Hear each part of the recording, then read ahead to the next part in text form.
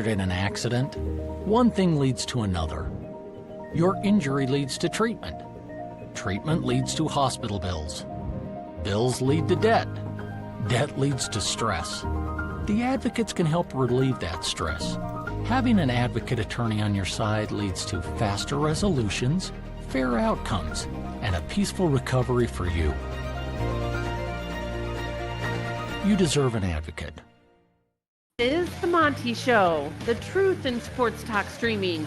When you want unbiased opinions about your favorite team without the spin, all you have to do is find the Monty Show, streaming live and available 24 hours a day, 7 days a week on YouTube.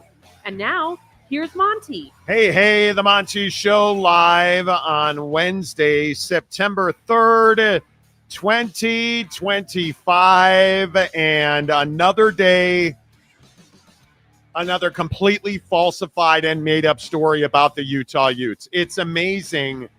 And again, I guess I should just straighten the collar a little bit and say, I don't know what it's going to take for Big 12 fans to understand.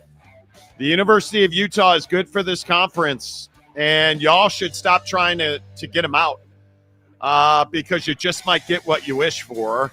We'll get into that in a moment. The Monty Show is always presented by The Advocates at theadvocates.com. The best injury attorneys in the business, 24/7, 365 at theadvocates.com. And now, you know, we're past Labor Day already. It's September 3rd. The wife's birthday is Friday.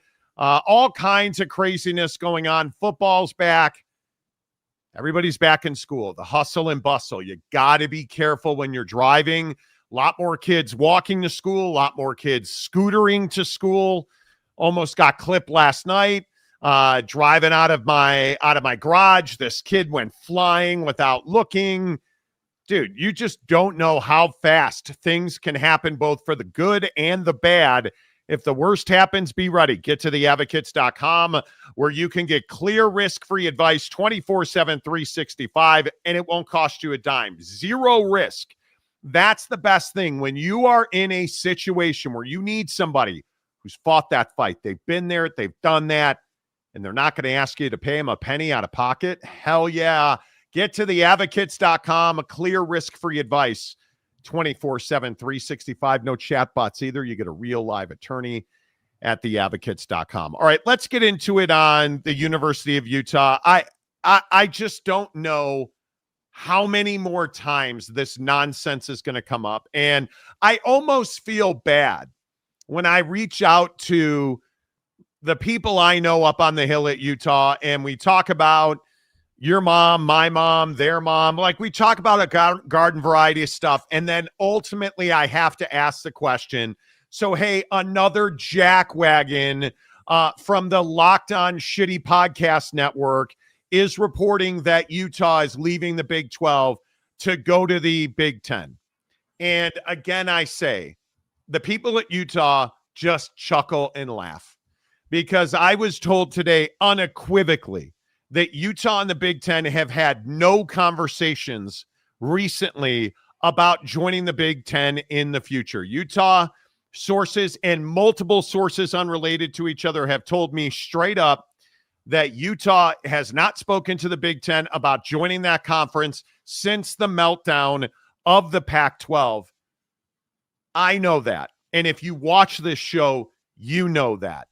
But yet here we are with stories on all of the college football websites about how Utah has agreed to join the Big Ten, and they're going to join the Big Ten, and Utah wants to leave the Big 12. And I guess I shouldn't be surprised, but my feeling is that so many fans in the Big 12 want this to be true. And they want it to be true because their feelings are hurt based on a lie that Utah never wanted to be in the Big 12. And at some point, Jake, I guess it just won't get resolved. I don't know where this ends, but no time in the near future, not in the coming months, is Utah going to announce that they're going to the Big Ten. Yeah, and I just think it's interesting that, you know, it of course pops right back up right after Utah has a great showing this weekend against UCLA, and, you know, the offense looks good and the defense looked amazing as usual, and like there's a lot of momentum in the program. And, then it's like, hey, we have nothing better to talk about. But God forbid you would say anything good about Utah, right? Like, because that's the thing, right? These people refuse to say anything good about Utah. They won't say, yeah, like Beck's system looked really good. Dampier ran the hell out of it. Like, the offense, generally speaking, looked to be on the same page. Like, everything, like the team seemed to be where we would have expected them to be last year, only it's this year. So nobody is willing to say that. And so all we default to is, the Big Ten, the Big Ten, the Big Ten. But did you ever stop to think about the fact that maybe the Big Ten's not in a place right now where they're even looking to expand? Maybe Tony Petitti's too busy, putting together a deal for a new entity or a super league, with Greg Sankey and the guys to even think about expansion. And that's why I say, like, anybody talking about expansion, you're uneducated, because nobody's going to change the makeup of their conference right now when all everyone wants to talk about is completely revamping the system so that everybody makes more money. So that's why I say, like, the whole idea of conferences in college football is going away anyway. So if you're Utah, why would you? If you're the Big Ten, why would you? And overall, it just tells me that you're not putting enough effort into what you should be talking about. This is like the easy button narrative to hit. And what's funny about that is there's no legs to it. There hasn't been for how long? I mean, like you said, this has come up like how many times in the last year, and there's never anything to it. Yeah, I just think that there is some bitterness, I think, because that's all I can think that this is. I mean, listen, I think we have had this conversation 100 times about Notre Dame joining the Big Ten. I've told you that people in television have told me it's the only conference, but there's no reason for Notre Dame to join the Big Ten. I can tell you as recently as 3 weeks ago, I think it was, the Big Ten and Notre Dame have had conversations, but Notre Dame has been a hard no. I understand that conversation. I understand that the Big Ten is doing everything that can do. And I talked about this last week on the show. The Big Ten is doing everything that it can do to find leverage to use against the SEC, because it does not want the SEC to get more control of the college football playoff. And really in a new entity, they don't want the SEC to have more control and more sway than they have over a new entity. I get it. So trying to float expansion rumors is exactly what I would expect out of the Big Ten media mouthpieces. But at least let it be a credible source before everybody just loses their wig. And again, all I can tell you is the people that we speak to at the University of Utah are laughing at you. They find it humorous that people believe every rumor that's out there that the Big 12 was never where Utah wanted to be. If you're a university and you're potentially changing leagues, should you not call the Big Ten? If you were Utah and the Pac-12 was melting down, should they not call the Big Ten? They should just blow off the Big Ten because the Big 12 is not on par with the Big Ten. Why would Utah not have spoken to the Big Ten? Mm-hmm. And if you're one of these red-ass Big 12 fans, I'd love to hear what it is that you're so fired up about when you just watched Utah dominate on the football field, notably against a Big Ten team.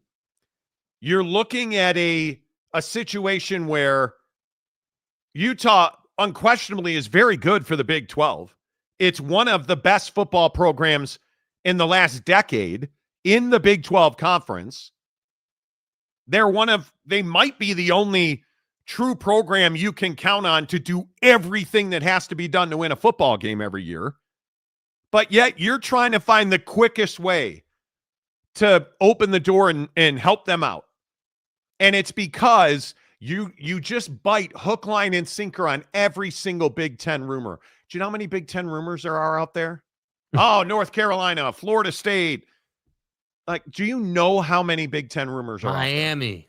It's It is amazing to me that fans are so willing to just believe anything that any jackwagon podcast has to say.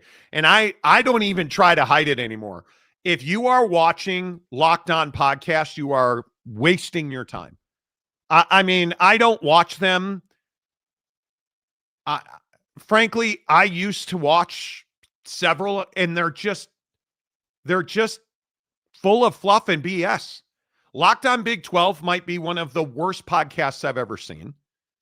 I'm not even going to call out the podcast on their network who did this, because I'm not going to give them free pub. It's one of the worst podcasts I've ever seen. And it's repeated. Like, you look at the Wolverines situation. Like, the Locked On Wolverine podcast was one of the worst sources of information. Yeah, most of the stuff they said wound up being wrong. Yet you guys just, it's amazing to me just how bad. The Locked On network of podcasts is embarrassingly bad. Embarrassingly bad. And I'll never understand it. I will never understand it. All right, let's get to the comment section. What are you rooting for Utah to leave the Big 12? Let's just have it out. Are you rooting for Utah to leave the Big 12? Greg Hawkins, Commissioner Gumby on a comment dump. The only expansion occurring right now is my belly. True, fat ass.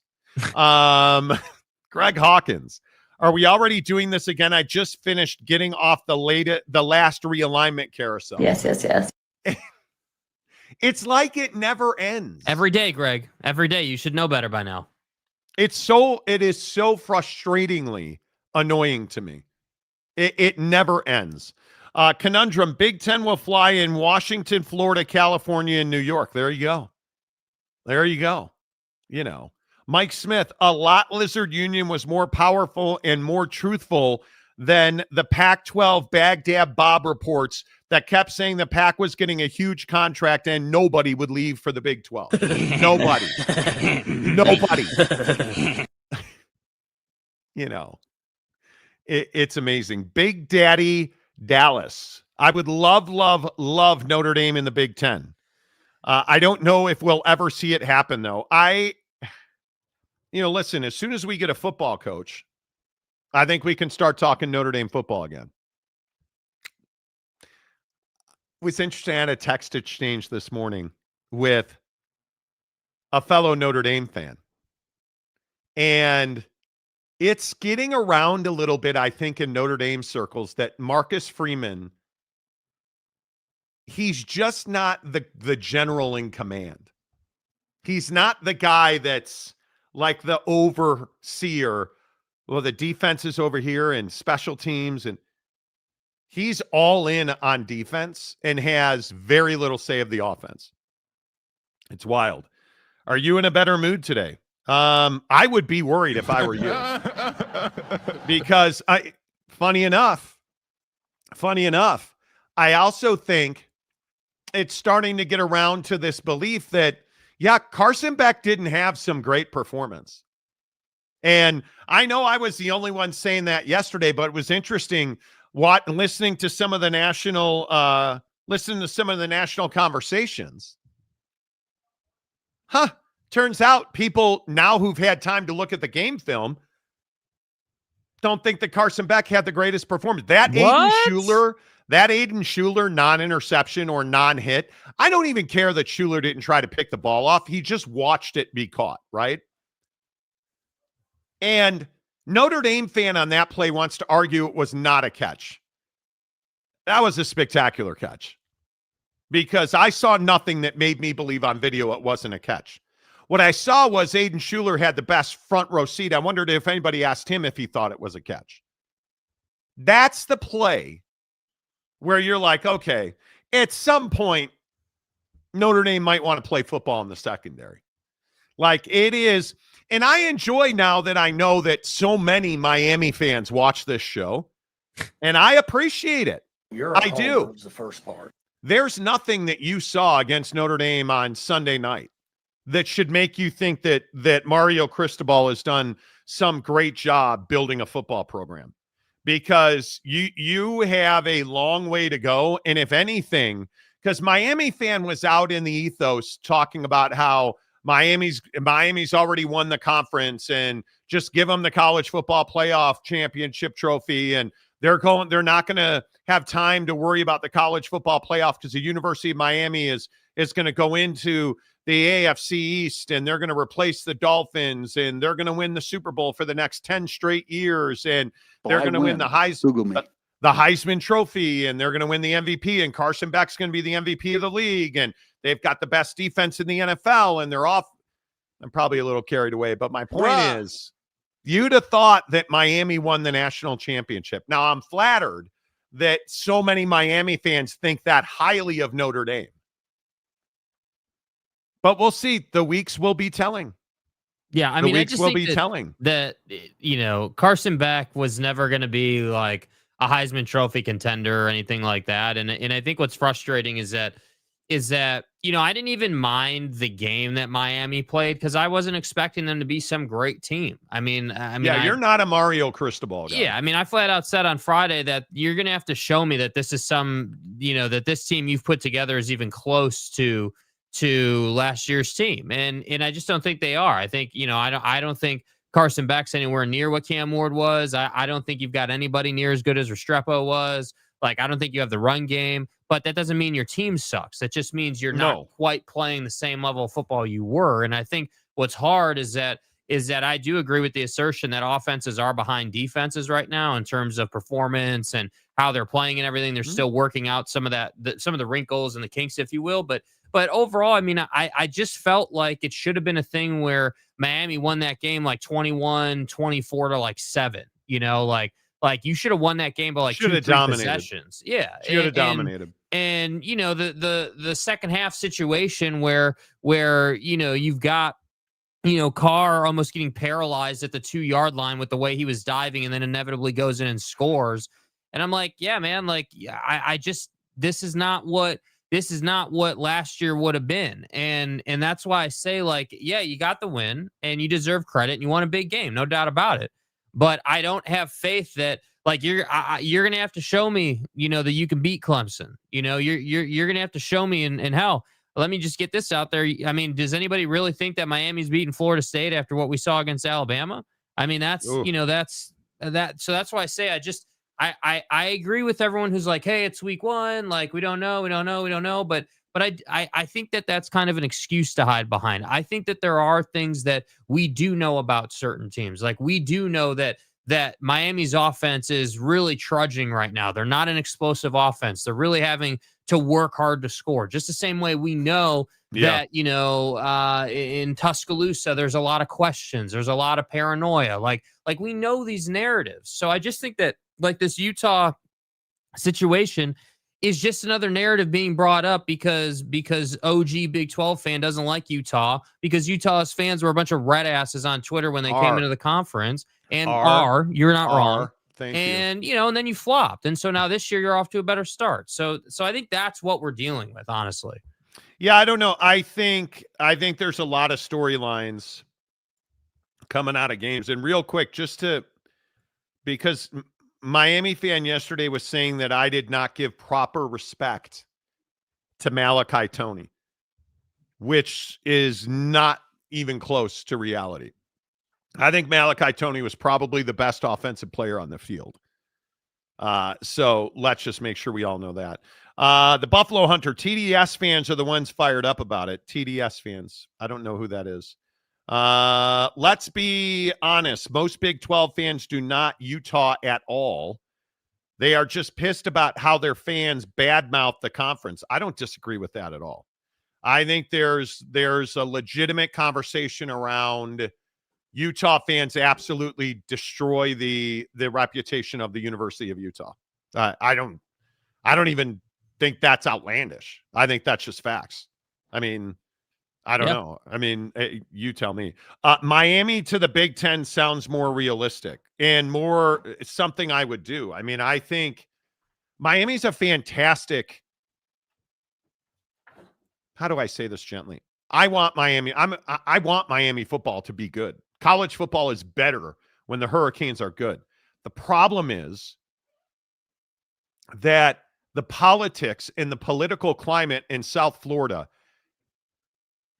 is horrendous. Like, they, I don't believe that they have resolution on their on-campus stadium. That's not happening, right? Like, how does the University of Miami not have an on-campus stadium? I think it's one of the great mysteries of college sports. I don't understand it. F the ACC, Mike says. Okay, well, Mike can be the red ass today. I don't have to fill the role. No way in hell should West Virginia go to the ACC.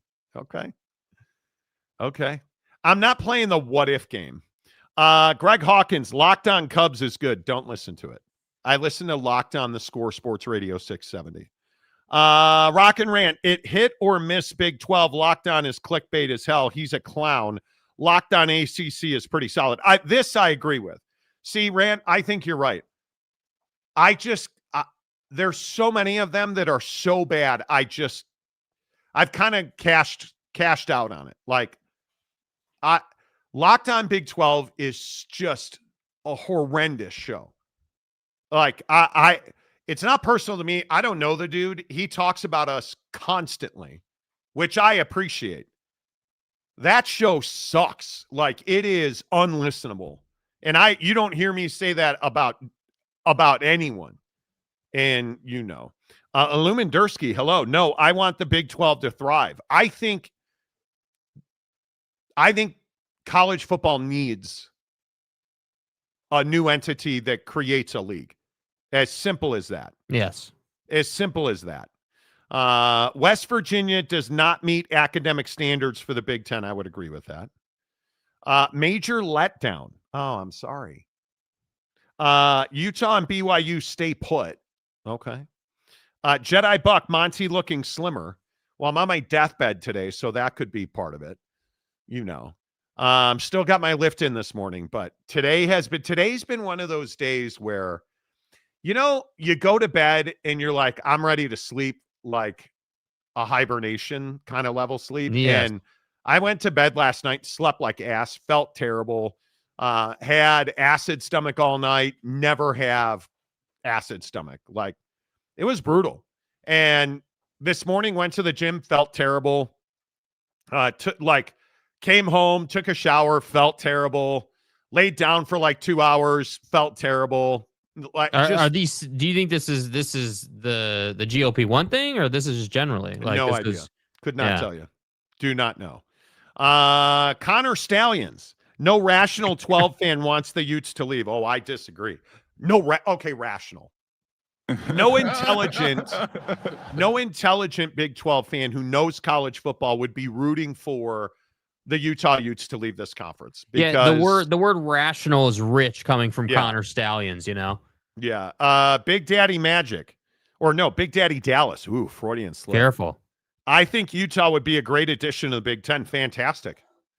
I think it would not be all sports, because I don't know what you do with your gymnastics team? What do you do with your, like, the way that, and who knows what's going to happen with educational funding with all these lawsuits. I saw Harvard won their lawsuit today. Harvard. There's just, with all of the federal funding that has been taken away from the educational system in this country, so many universities are faced with an either or.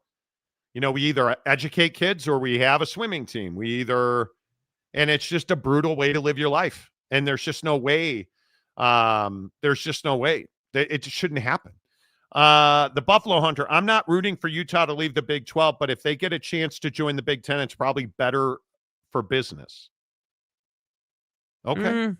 I don't know, man. I just on its face, like, just what would be better for business? I mean, I think you can make a really strong case that if you're winning the Big 12 regularly, like, that's a pretty good spot to be. I mean, everyone just assumes that, the Utah Utes are making like peasant money in the Big 12, and I just don't agree with that. Like, yeah, you're not making the money that Big 10 schools are making because they have the TV deal, But if you're winning the conference and you're getting shares and you're doing that year after year, you're going to be in a really strong position. And I think we can all agree that the Big 12 is a much more attainable championship than the Big 10. You know, you obviously have to go through Ohio State in the Big 10. You obviously have to go through Michigan when Michigan decides to put a reasonable football team on the field. You know, you have to go through Happy Ending Valley. I don't know if I agree with this. I think when I look at the Big 10, I think it's a much easier path. I think you have to worry about knuckle deep. I think you have to worry about Michigan. I think you're never beating Ohio State. I think Ohio State is just on a completely different level. And I think as much as Lou Holtz hates Ohio State, we'll talk about that in a bit, as much vitriol as there is for Ohio State, I happen to respect the hell out of Ohio State football. And just from a football perspective, I think that's an insurmountable program right now. I think they are one of the true gold standards in college football. And that doesn't exist in the Big 12. There's a handful of teams. I don't know.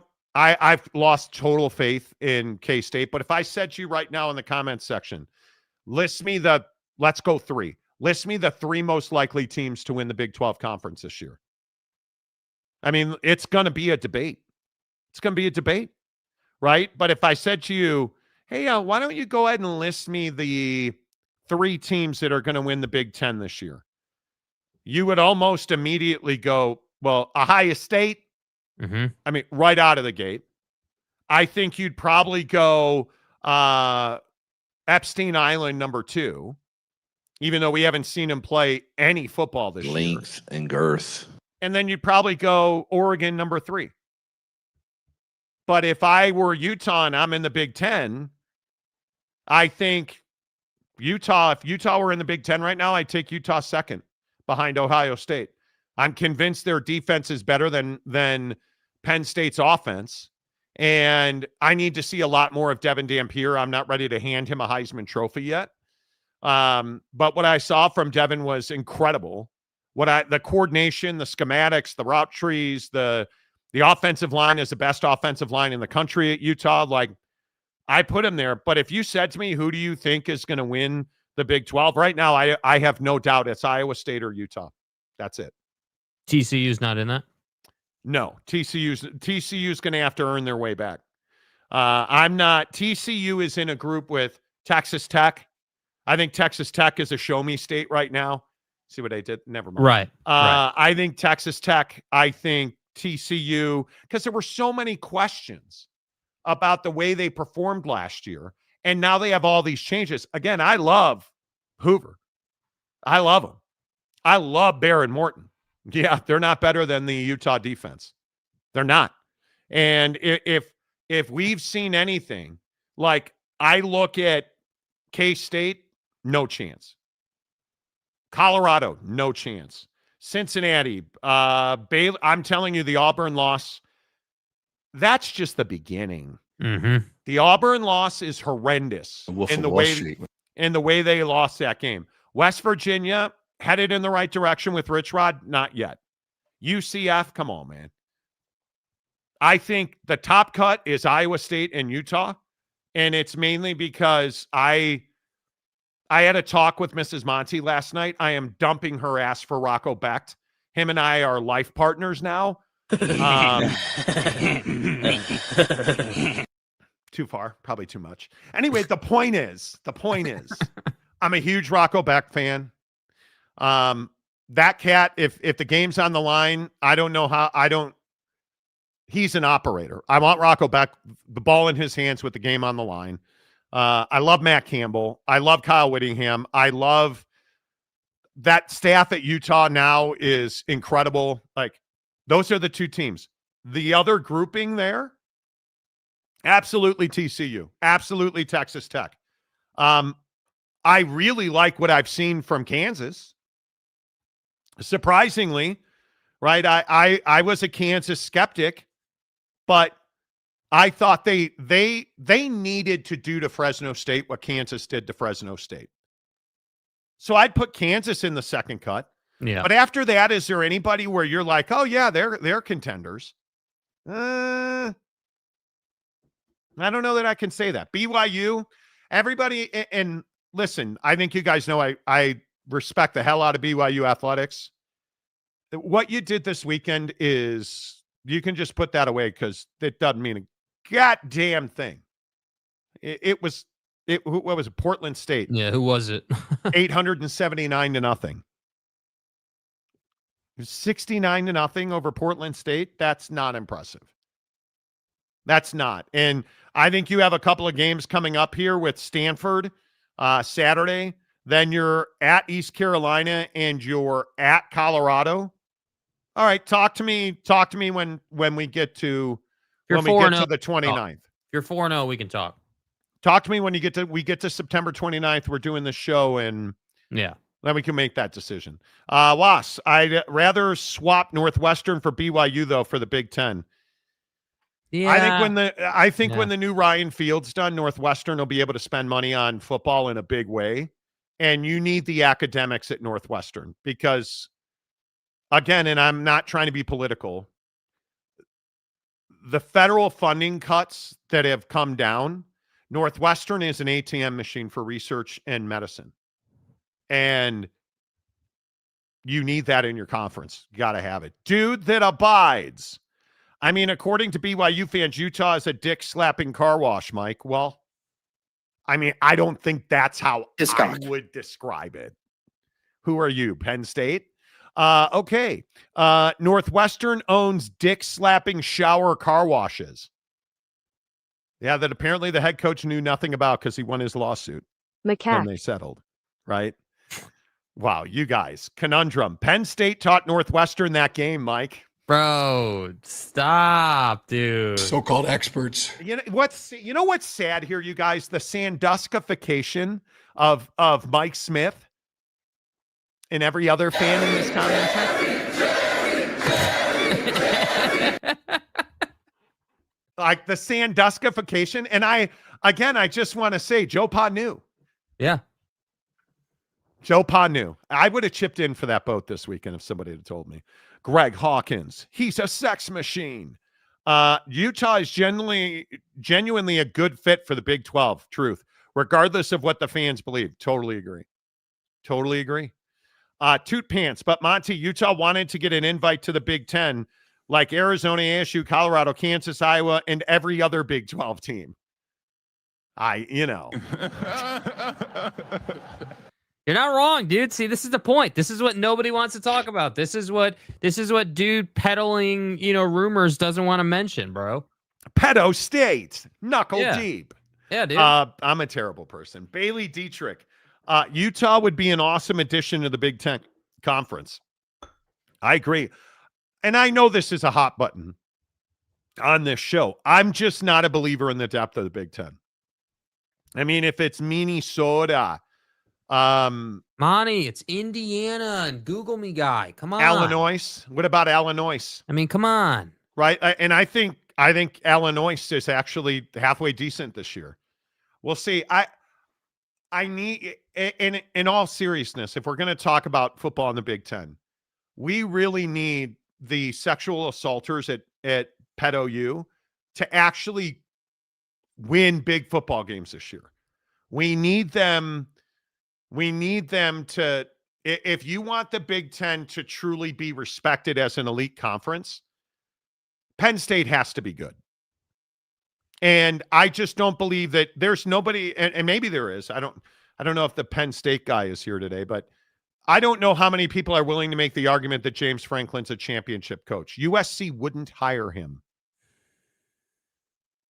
Wouldn't hire him. It's hard for me to wrap my head around it. It really is. I don't know. I mean, you don't get to be a championship head coach when you're 1-18 or whatever against Power 4, like in the playoffs. Yeah. Like, come on. I worry about the Oregon educational system if they think Portland is a state. I don't live in a what if scenario. Well, Big Pontiff, as the Pope, I think you know this.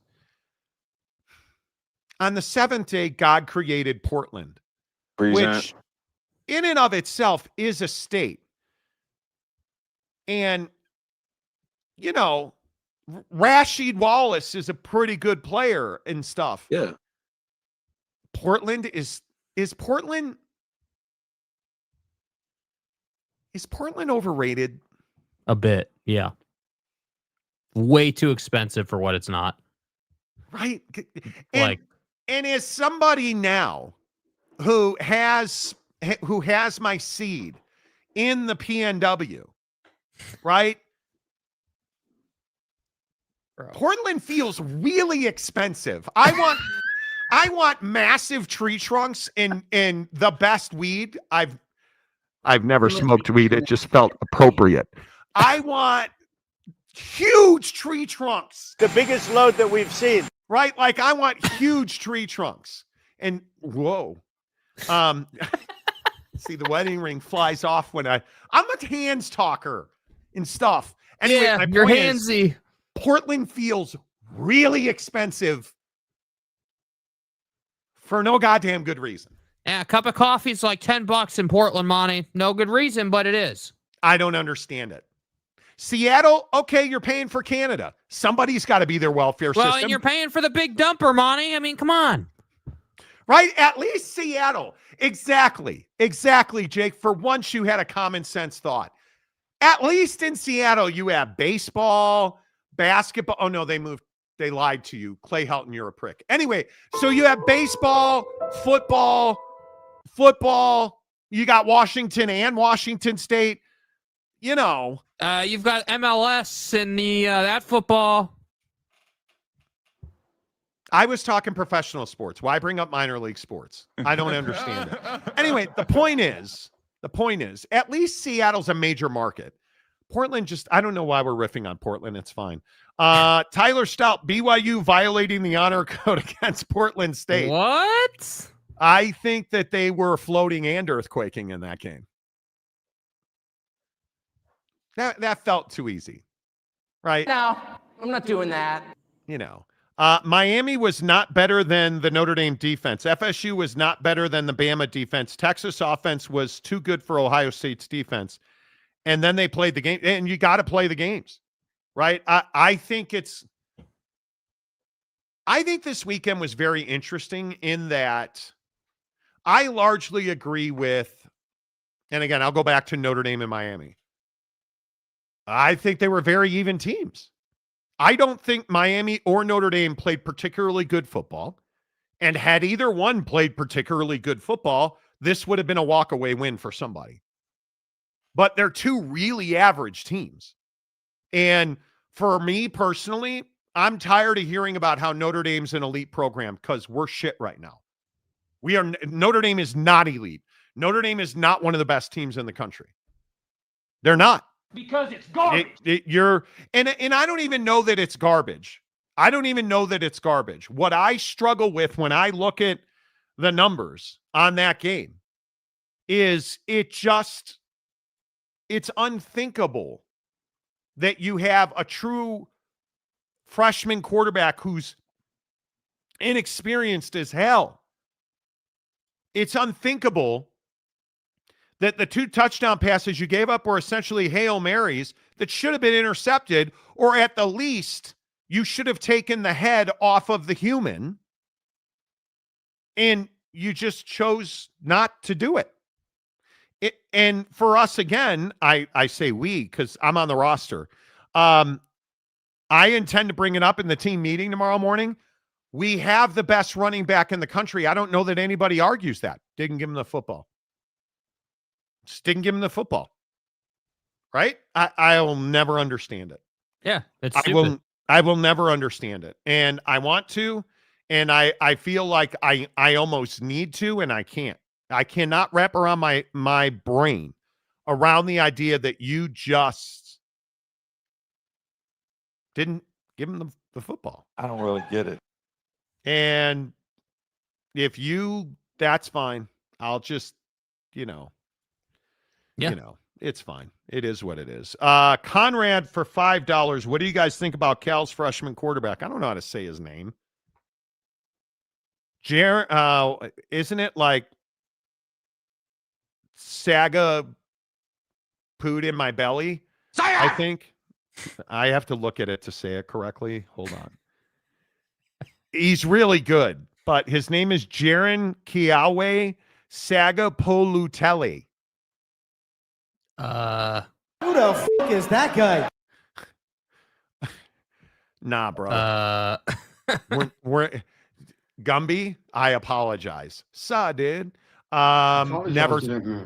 Never talking about this cat, because he's just gonna be that JK dude that plays quarterback at Cal, because I can't say I sagged poo into my pants on the telly. Right? Sagapolutelli. Sega. His name is Sega. There you go. JK Sega. There you go. I can't. I don't. Sometimes I think I just say shit. Sample what comes out of my mouth. Because I have no idea how to pronounce it. Rip Stanford football. Okay. Good spelling there. I appreciate that. I appreciate that. Some of your comments today. Research grants have been cut too. It's hard out there for an educator. You need every conference to keep their high-level academic schools to give your conference legitimacy. Yes, you do. Yes, you do. Conundrum. Micah Parsons' glory hole was too expensive. Bro, okay. Damn. Dude. Okay. Smiles and So glory holes. that's the game we're playing. Saul Good, UM. Okay. Conundrum. Fat belly. Get in my belly. I have a fat belly too. I know all about him. Boiler. Although I will say this, I weighed myself this morning and I've lost 22 pounds now. Nice. So apparently Zepbound works. GLP-1s work. A couple other things I want to get to real quick before hour number 1 comes to an end already. This is starting to get out of control now. It's one game. Now, this was a really bad game. But are you really telling me you're trying to figure out how to get rid of Kalen DeBoer already? The structure of the buyout is always more important than the amount of the buyout. The most prohibitive buyout in the SEC right now is Mark Stoops at Kentucky. It is not the most. It is about half of what Kalen DeBoer's is. I would say the Stoops one, I think, is at $34 million if he did it after this season. The difference is the Stoops one is due fully within 2 months of you firing him. He's never getting fired like that. That is never going to happen. Nobody is going to pay that amount of money in a lump sum that quickly. Kalen DeBoer's, on the other hand, is a monthly payment, equal monthly installments from when it happens through December 31st, 2031. When it happens like that, when it's set up like that, it becomes a line item. It becomes something you can plan for, something you can work around. Mm-hmm. That is why it's different. So you can talk about the amount all you want, but this is Alabama. If they are not satisfied, they will do something about it. It's not just because Nick Saban just coached there. It's because it's Alabama. Greenbow, Alabama. Roll Tide Willie is pissed. Would you fire Kalen DeBoer already? There's no chance I would fire Kalen DeBoer already. And I think it is, this is what, how do I say this? This is what college football has become. We've become this thing where if we don't win every game and we have one bad quarter and Ty Simpson looks far more mediocre than he was supposed to, it's all the coach's fault and he's not Nick Saban, so we need to fire him. Florida State was talking about Nick Saban before this game. Everybody on Saturday, Nick Saban, Nick Saban, Nick Saban. What am I getting all day today on the talk? Nick Saban, Nick Saban, Nick Saban. Mediocre peep, shut up. Nick Saban retired. He's not coming back. Right? So let's get all the people on the bus and get them in the right seats so we could drive the bus forward together. I don't give a piss about nothing but the tires, baby. But you're already trying to figure out what his buyout is? Am I the only one that thinks this is absolutely absurd? Yeah, I mean, I I wouldn't fire him because they played a bad game. I'd fire him because the culture is clearly awful.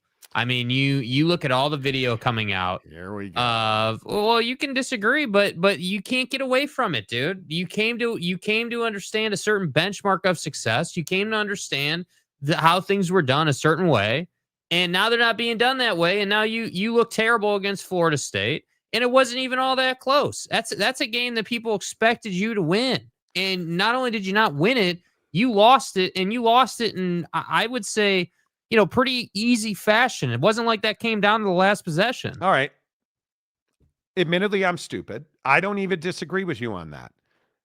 But is A.J. McCarron stupid? Their prime leader on offense, whether you like it or not, is Ryan Williams because of his star power and how many plays he made last year. They moved him around this game to try to help him so he's not just stuck outside going against roll coverage, 2 over the top of him, everything else. They try to move him inside slot. That's some of the worst route running I've ever seen in my life. Ever. He was non-existent in this game. He plays way too high. He doesn't look any bigger. He doesn't look any stronger. He doesn't look any faster. He runs way too high for a slot receiver. He was getting gloved in this game. And I'm standing on the sideline. I was there at the game watching it with my own two eyes right there on the sideline, had perfect view, and this kid was getting gloved. I know you damn pissed yourself. He needs to step up. All this hype and everything, guess what? You're not getting drafted off 1 year. You're not Jeremiah Smith, brother. Jeremiah Smith could have came out last year, been the first pick overall. You're not at that level. So step up, make plays, get open. You're jogging way too many routes. Somebody needs to challenge him. Well, I can't disagree with any of that. I think that what I saw, and I went back and watched a lot of that tape once I heard this, that's a wide receiver who doesn't believe in his quarterback. And I think Ty Simpson got off to a great start in this game. And it shouldn't matter what happened theretofore. Ryan Williams has to run good routes. I agree. He rounded off a lot of patterns. He was not running hard. I agree that the 2 passes that McCarron's referring to, if he was in a full sprint, he probably catches both those balls. I agree with that. And that hurt Alabama. Is he the reason that they lost? I think that's strong. And if we start looking at the totality of what happened, they couldn't stop Castellanos from running all over them. They could not figure out what to do with Florida State's offense. And again, I think the play calling was sensational. I think that new staff that I have raved about for months, Gus and company, did a great job of calling that game. But Kalen DeBoer deserves some of the heat for not having his team ready for what Florida State was going to bring to the table, because I don't think it was a great mystery that Tommy Castellanos was going to run the ball between 12 and 15 times. He ran it 16 times for 78 yards and a touchdown. Yeah, and you did nothing about it. The part that bothered me was I don't even like the Alabama fans saying you should fire this guy because they lost the game. That's just an uneducated take. It's not about that you lost the game. Like, losses are going to happen. Like, that's just a surface level take. My issue here is yeah, sure, Ryan Williams is a problem. Some star athletes have problems. You can get him straightened out. I don't have any doubt about that. Like, I understand what AJ is saying there, and I don't disagree with it.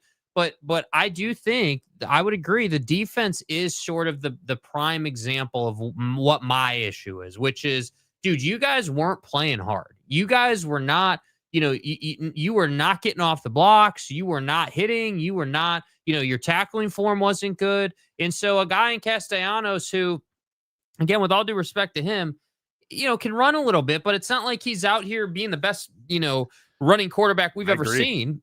I agree. It's not like he was just blowing your doors off. You just weren't playing hard. You weren't giving it 100%. And I think that's what's difficult is that, and we've discussed this on this show. When you go from Nick Saban to anybody else, in this case, Kalen DeBoer, there's going to be a fall off there. But I think the issue is the fall off can't be in the effort of the program, in the culture of the program, in the little things and how you go about it. If you lose games, you lose games. But you damn well better lose those games, playing all out, giving everything that you have. Because at least then you can say, yeah, we just made a mistake here or there. We can correct that. And everyone's in the right headspace, going the right direction. But again, the Sabanism of, hey, we got to get the right butts in the right seat on the bus. That's not happening right now. And that's what I think people are frustrated with. And I agree it's a little early to be talking about DeBoer's buyout. Yeah, it's kind of ridiculous. But they're not wrong in the sense that the buyout structure does matter. It is the way they wrote that structure. It is easy. That's the reality of it. I'm not saying they're going to fire him tomorrow. But the fact that it's not a lump sum and it's just monthly payments all the way through 2031, I believe it is, or 2030, that makes it a lot more tenable for Alabama to move on from him. And again, I see all you guys commenting, well, who are you going to replace him with? I don't know either. That's their other big problem. So I don't think firing him right now is the solution. But what he needs to correct, college football playoff be damned. He needs to get this team playing hard this week now. Like, that needs to be corrected now. And if he does that, I think things will calm down. But you cannot have this type of performance 2 weeks in a row. Yeah, I think it is. I think it's very difficult. I think it's very difficult to replace Nick Saban.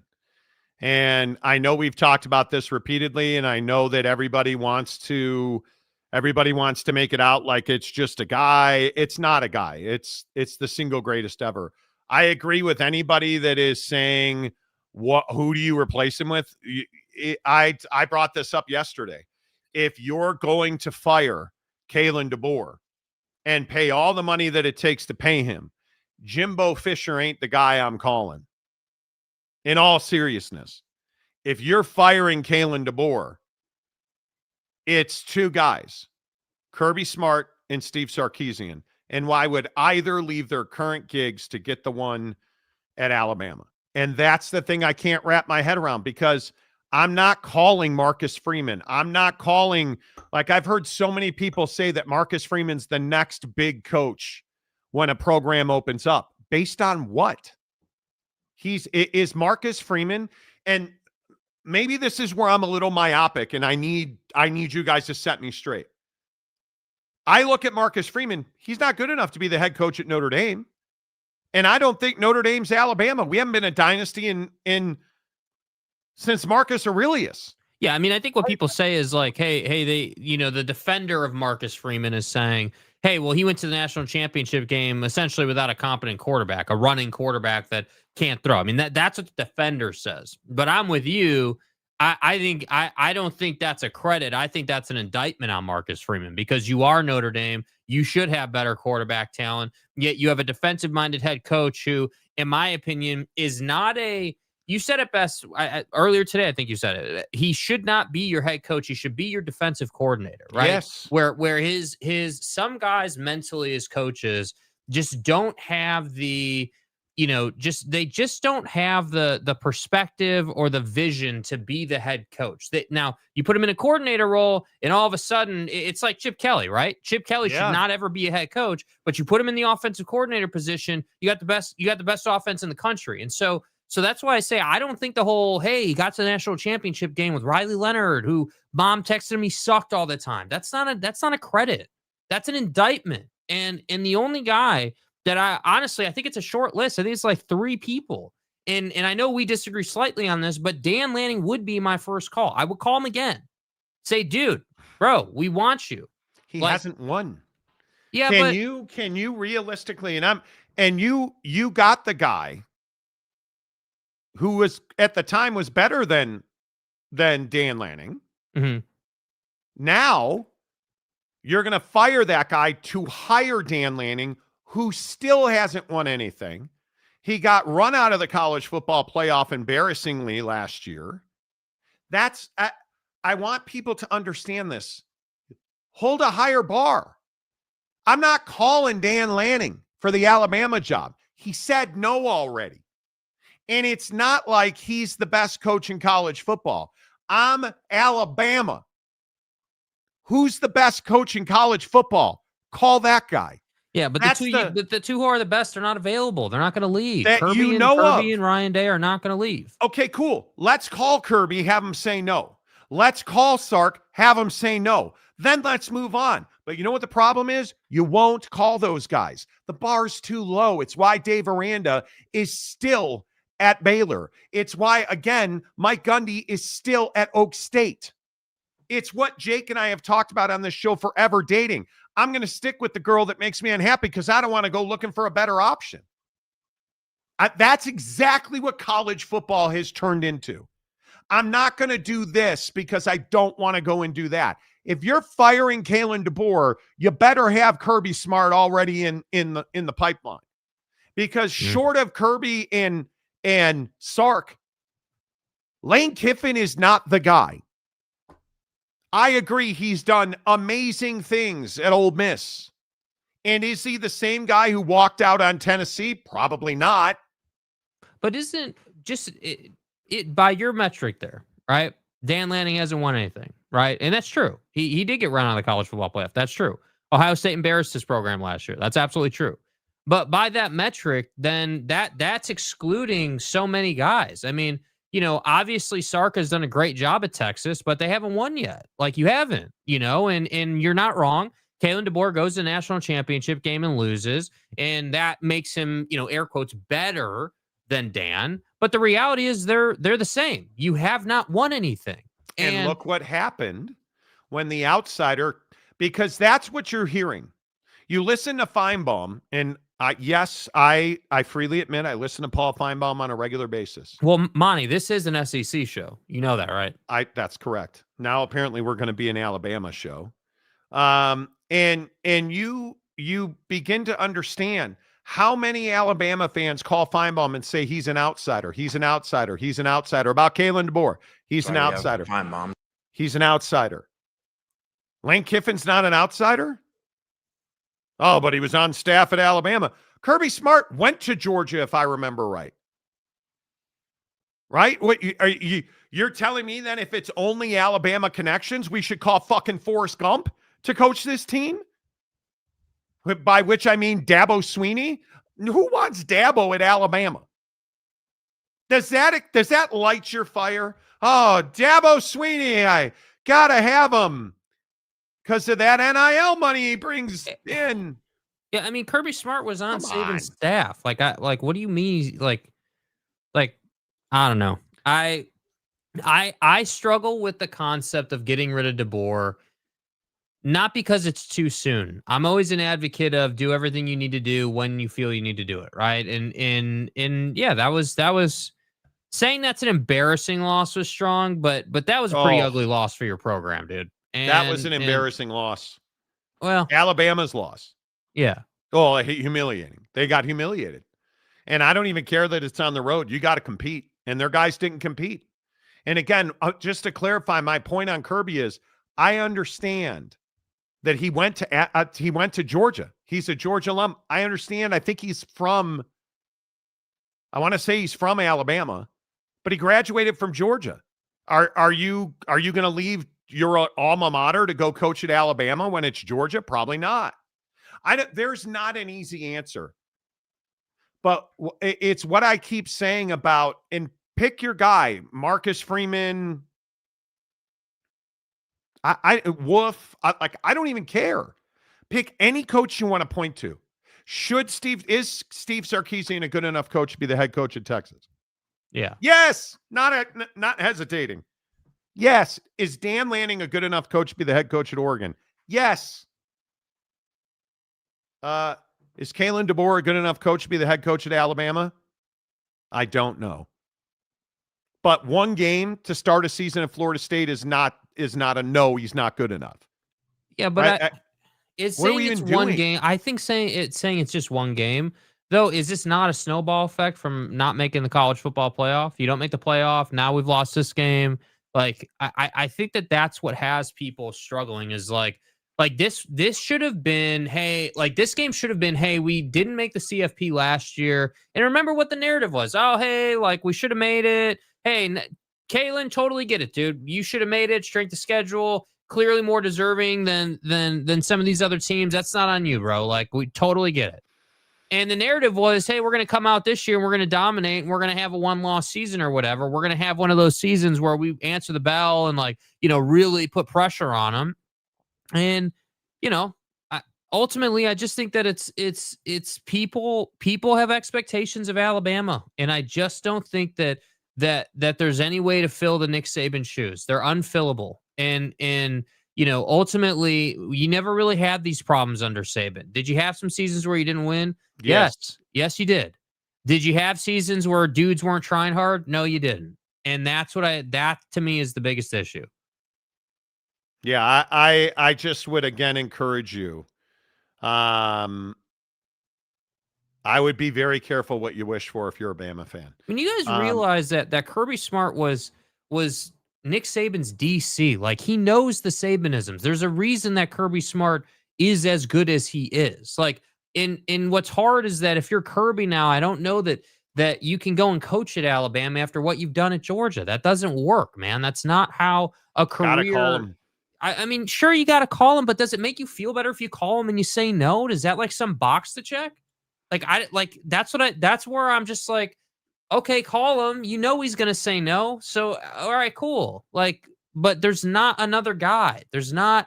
Like, this is why Dan Lanning needs to win a national championship. So we can stop this nonsense about, oh, well, he hasn't done anything, because he hasn't done anything yet. But if he wins the national championship, now we're having a different conversation.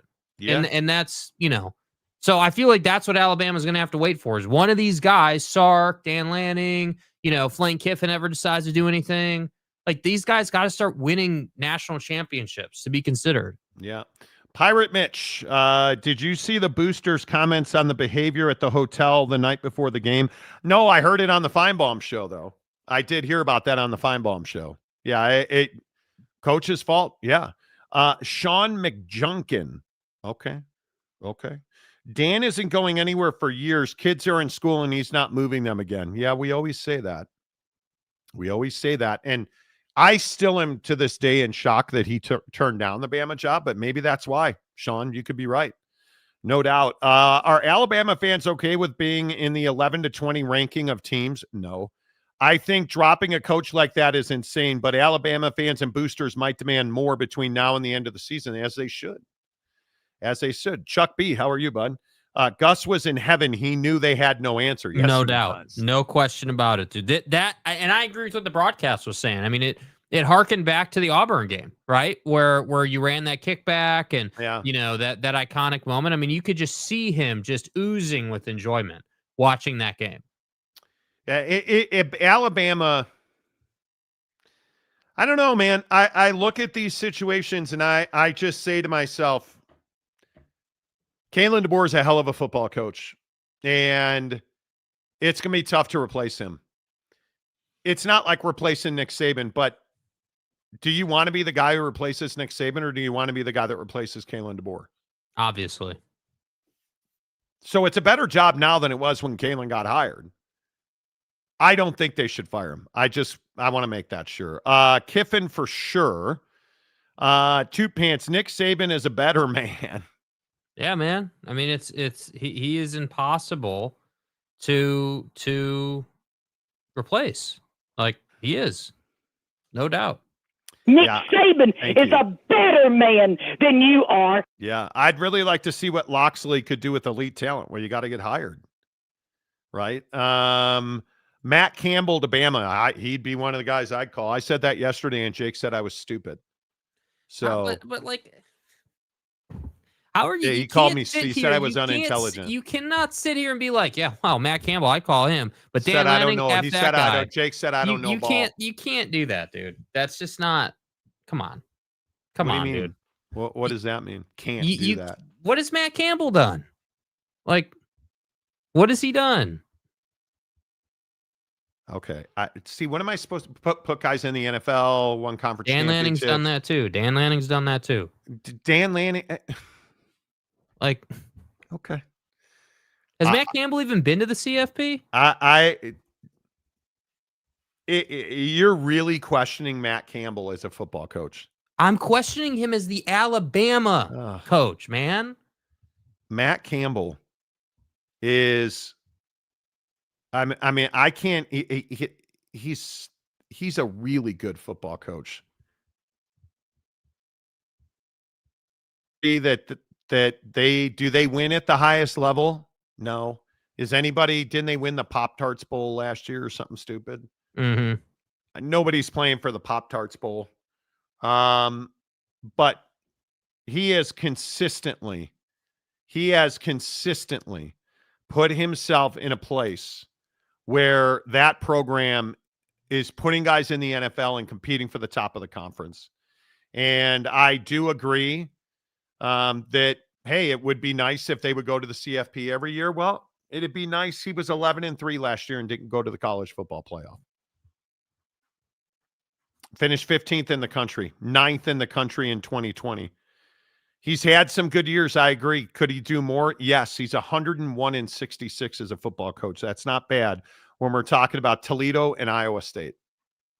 And this is his 10th season, I think, at Iowa State. Like, I guess the reality is what's the benchmark? That I guess is what the challenge is. I'm not saying Matt Campbell sucks. I continue to say it's Kirby Smart and Steve Sarkisian. And then there's a cut below them. I would put Kiffin, who's done nothing. Mm-hmm. I'd put Kiffin in that group. What about Lincoln? I would not hire Lincoln Riley at Alabama. Yeah. Alabama, we know who Lincoln Riley is. Until he's not, he is who he is. Right. And I think when we talk about the guy that will replace Kalen DeBoer now or in the future, it better be somebody that is just an absolute no-brainer home run. Pay him the entire war chest. And that's what it's going to take. It is what it is. John Gruden to Alabama. Big name coach, big name program. He's never coached not as your college. Head coach, bro. I don't think so. Roche Gundy will give Alabama a deal to be their head coach. Nobody said it was a good deal. I'm a man. Dude, I don't know Iowa State's roster. Is Campbell recruited the Southeast? It will matter. It will matter. Absolutely. I think it's a $70 million buyout, and Bama don't get oil money like A&M does. Bama's got more money than it's $60 million. It's $60 million. They have got more money than dude, money is not the reason why you're going to keep or not keep Kalen DeBoer. Yeah, and that's why I agree with, what Andy Staples was saying in that clip. It's like, it's not really the amount of money. The money is not of consequence. It's how you have to pay that money and what you're going to have to do to get the new guy in, just mechanically, and it's not difficult. That's why people are all about it. Perfect example right here. Deshaun Foster to that list that should never be a head coach. How many times have I told you guys that on this show? Yeah, a lot. You just knew as soon as that name was announced. Oh, so you guys just want to exist. You don't want to win. Replica, when Alabama fires DeBoer, I'd imagine their first phone call will be to Dan Lanning or Josh Heupel. Josh Heupel. You got to have somebody that's won. You've got to, boys, you've got to have somebody that has won. Who is Kirby Smart built a dynasty. Steve Sarkisian's he hasn't won, but Steve Sarkisian was elite at Alabama, and he has elite talent. Went to the CFP last year. Why everybody's texting me numbers on, oh my. What happened? Look at the numbers. Oh my. The numbers, Fox Sports PR. Oh boy. Thank you, Stan, who sent me this. This is going to be an all-time number, bro. This is incredible.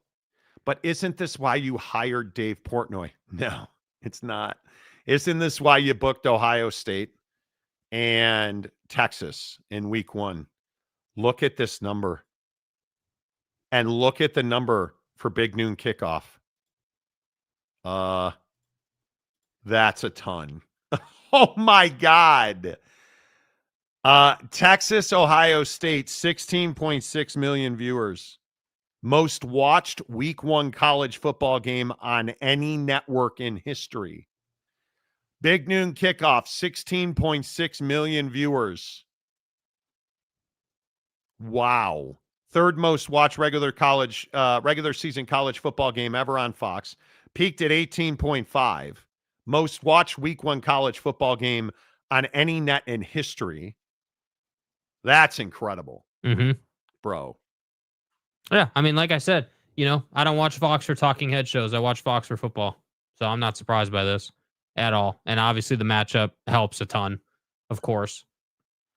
Yeah, I think this is about as good as it gets. And this is what I love about college football. We all come together and coalesce over wins and losses.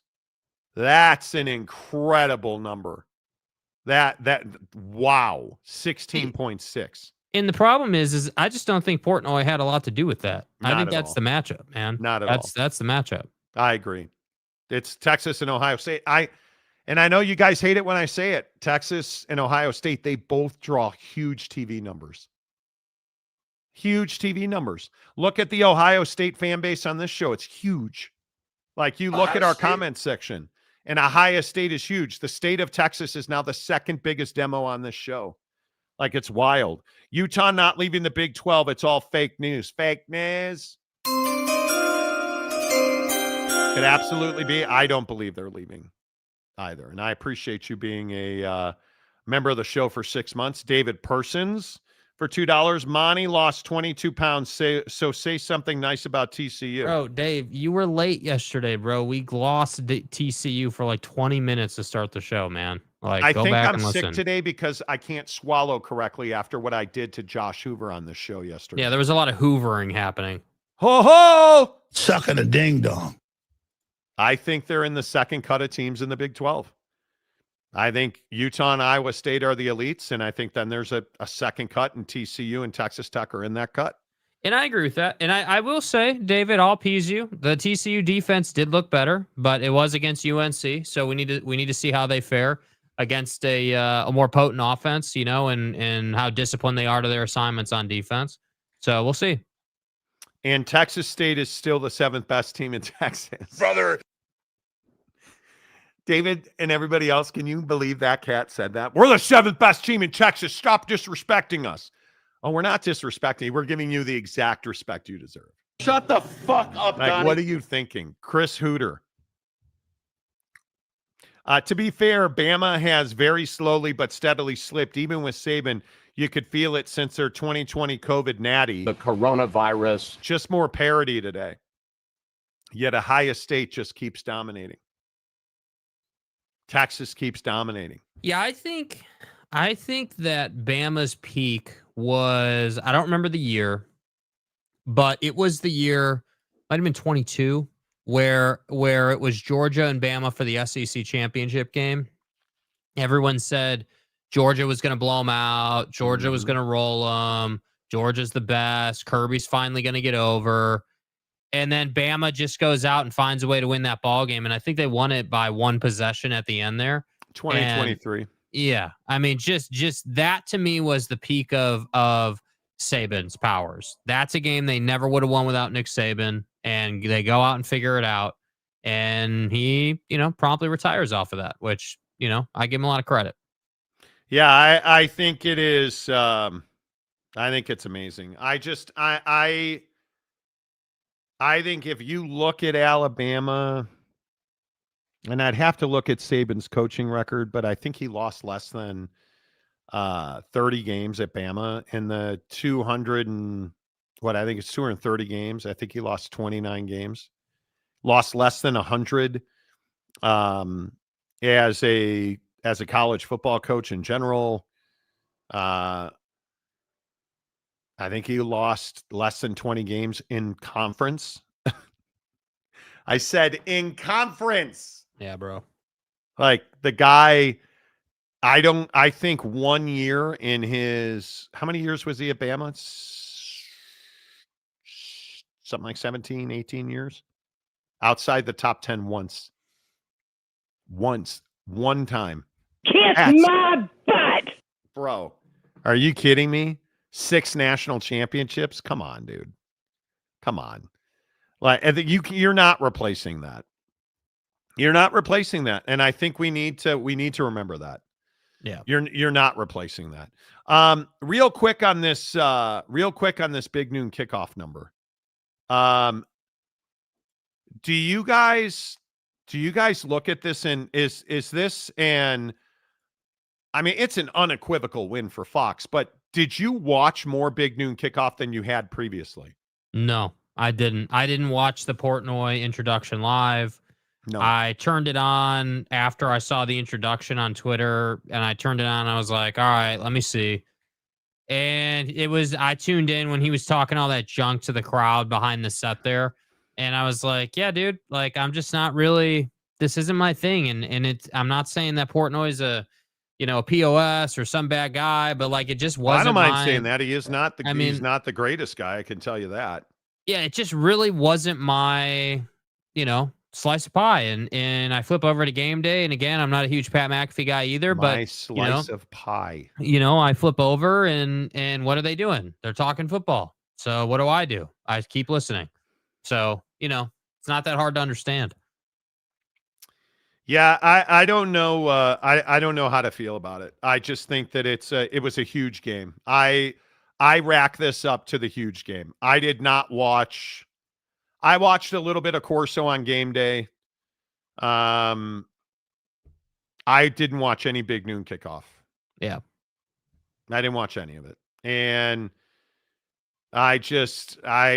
leading up to kickoff, I played golf Saturday morning.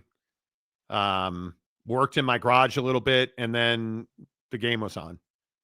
And on my phone, I intentionally wanted to watch Coach do his last show because I think Lee Corso changed college football television, but under no circumstance did I tune in to see Dave Portnoy at all. Yeah. You're speaking in an on-paper way, James. You may be right. Oh, boy. Oh, God. What did James say? What did James say? Oh, dear. Texas Tech is the best team money can buy, and Morton is a really good quarterback. They're not the best.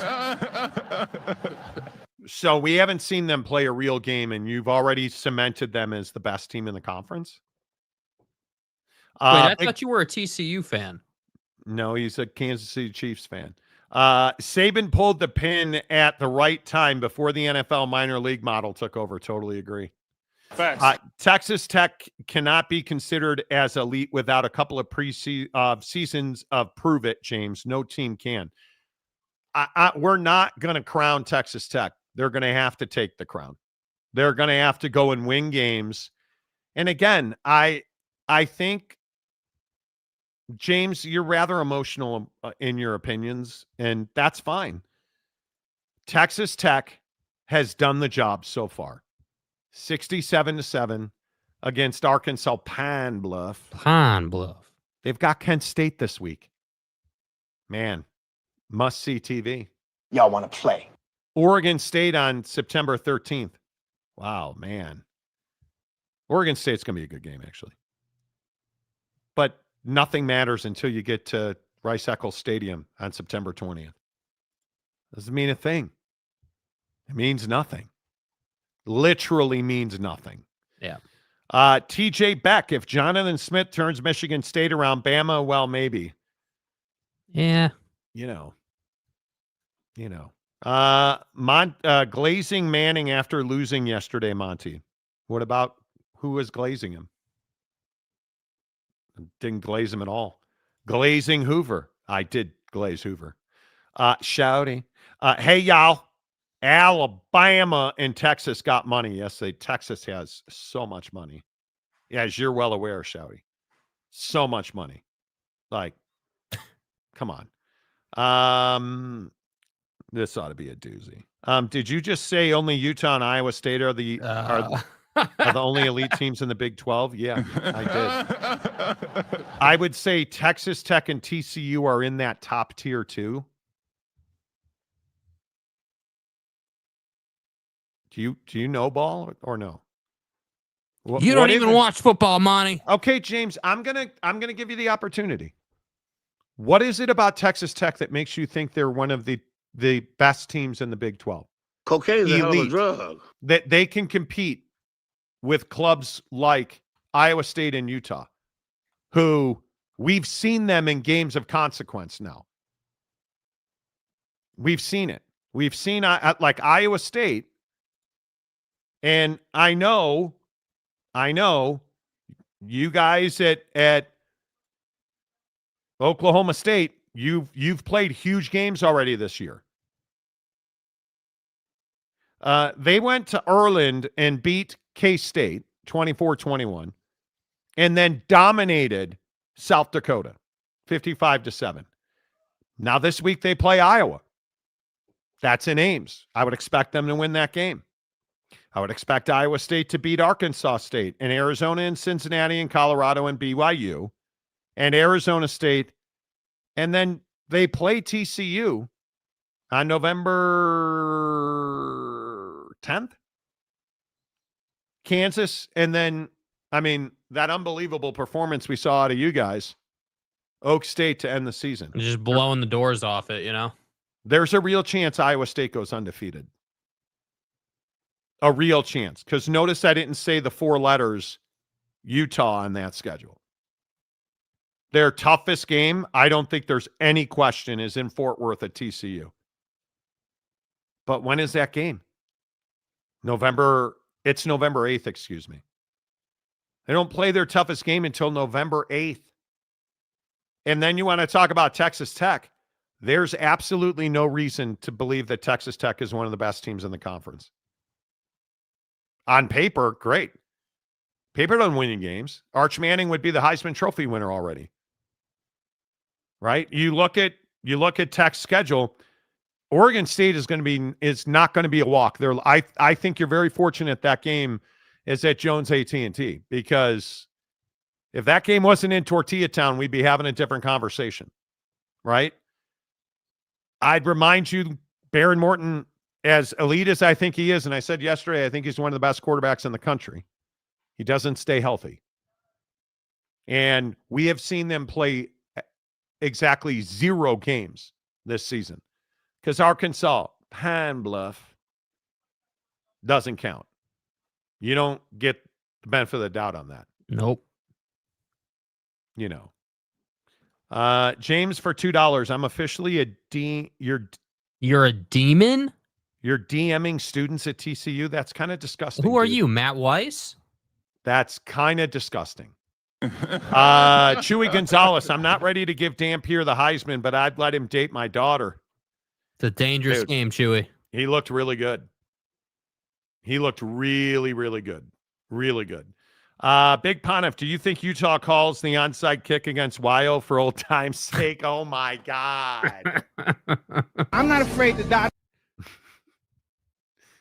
Listen, I think that I do not envy Cal Poly.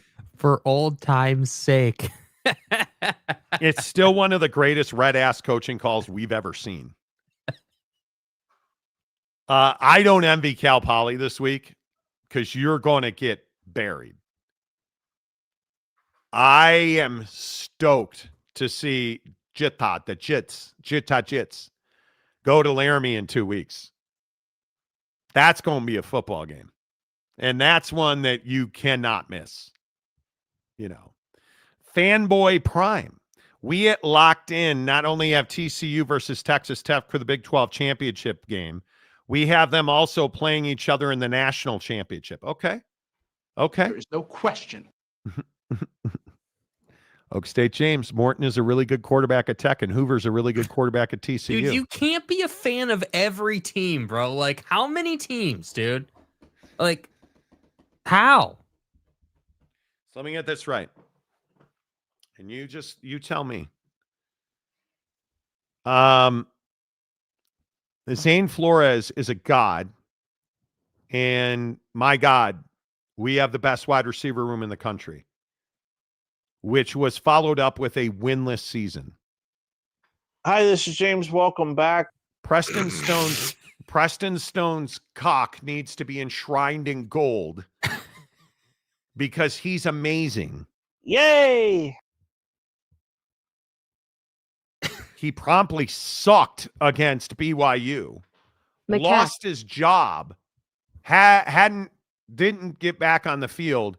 He transferred to Northwestern, and they're already going to bench him.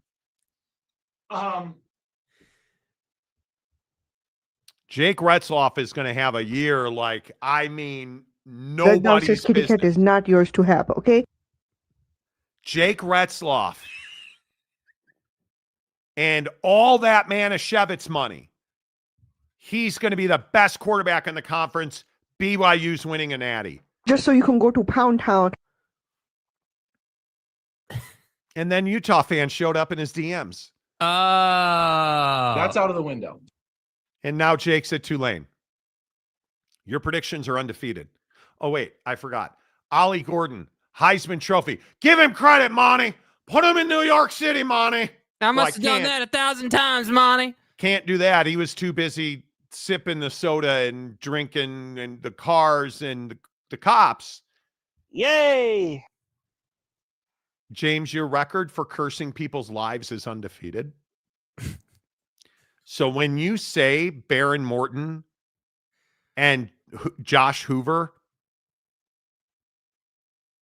I'm just sending out thoughts and prayers like I'm a conservative Christian in this country, right? Thoughts and prayers to our boys in Texas because Oak State James has put a seal of approval on you. Yeah, maybe we should start a mega church for all the quarterbacks that James has put a kiss of death on. You know, that way they can all come and pray and stuff. And don't forget, he's DMing students at TCU. Good luck with that, kid. Good luck with that. Dampier announced a deal with Raising Cane's today. I'm sure he did. Man, that's just so exciting. Charles Parker, wait, why is Arkansas Pine Bluff catching strays? Because they're Arkansas Pine Bluff. Pine Bluff. That's why. Well, they didn't catch strays over the weekend. Dude, those were center mass. Program. They went to Tortilla Town and got absolutely destroyed. Lit. So it was a cash game. I totally get it. It was a cash game. I just want people to understand that Texas Tech put up. Monty's getting old. He better have his vision checked. I thought that said 610 yards. Damn. Of offense. We really did. From the next Preston Stone, Baron Morton. Bro. Who had 4 touchdowns. Arkansas Pine Bluff had 11. Pine Bluff. They had 11 first downs, not in the first half or the second half, total for the game. Do you view this season as a failure? Texas Tech had 33. Is Arkansas Pine Bluff going to get 33 the whole year? It's Arkansas Pine Bluff, and they are catching strays. Now, thankfully, they have Central Arkansas this weekend. Well. Followed by Lincoln. is not over. Followed by, you want to know how small Lincoln is? The Lincoln Oaklanders don't even have a symbol at ESPN.com. Frank says, hit the like button. We agree. Phil Venzer, who's angry. Oregon State, a good team. They're laughable. Okay. Hey, Phil. Phil, just quickly, not to upset you. That particular there would have been the THEIR version. So if I say ear and I put a B in front of ear, is that beer? No. No. No, it's not. No. Big Daddy Magic. I'll be at that game. Okay. Brother. I am not a Texas Tech fan, but I believe that Morton is the QB, is the best QB in the Big 12. Bro, what do you mean you're not a Tech fan, dude? You're out here slurping, buddy, and you're not a Texas Tech fan. No. I have listed off the body bags that you have left in your wake of awesomeness. Ollie Gordon, Preston Stone's cock, Jake Retzloff. May I introduce to you Baron Morton, who you just minted as the best quarterback in the Big 12. I believe we can add Cam Rising to that list too, because he did say Cam was going to have a good year. That's and right. then the You Gatorade did say cooler that incident Cam happened. Rising was going to bounce back. And did you? Did you not say? Oh, bam, Monty, let me tell you something. When I was at Buc-ee's the other day, I had a revelation. Praise the football god. I had a revelation. I was reading Galatians 36:17 to one of them TCU students in my DMs, and I was eating that Buc-ee's brisket. And after I flipped on the anal probe that I got up there now, it came to me as though it was a spark of orgasmic awesomeness. Because shit's going good. Didn't you tell me that Baylor was going to be way better because they ended the season well last year and Wolf has him on the right? So Wolf is a 10-win head coach, Monty. You also minted Baylor as the next national championship. Wolf yeah. of Wall Street. How'd that work out for you, kid? And now, and now Baron Morton's the best quarterback in the Big 12. Let me retread. Death, taxes, and Auburn's going to run the damn football, which now you know firsthand. Death, taxes, and Oak State James is going to end people's careers. Well, facts. Damn. That's amazing. James out here distributing the kiss of death. So don't even think about messing with me. Bro, look at his last comment. Are you serious with this last comment right here? What last comment? Slow Second down. from the bottom. Look at this. Slow down. Toot, I am not a Baylor fan. Bro, my wife is. What? You said that Morton was elite. Yeah, but I didn't kill anybody like you. Bro, what are you talking about, man? Listen, you're the one who gave Preston Stone erectile dysfunction. That was you, not me. I'm not the one that put Manischewitz in New Orleans. That was you, not me. Right? Like, I don't just I don't throw guys. Well, let me tell you about this Hoover kid. Like, you're the one who's like, oh man, Baron Morton. Whew. Do you understand that when you say those things in the rectory, Jesus is listening?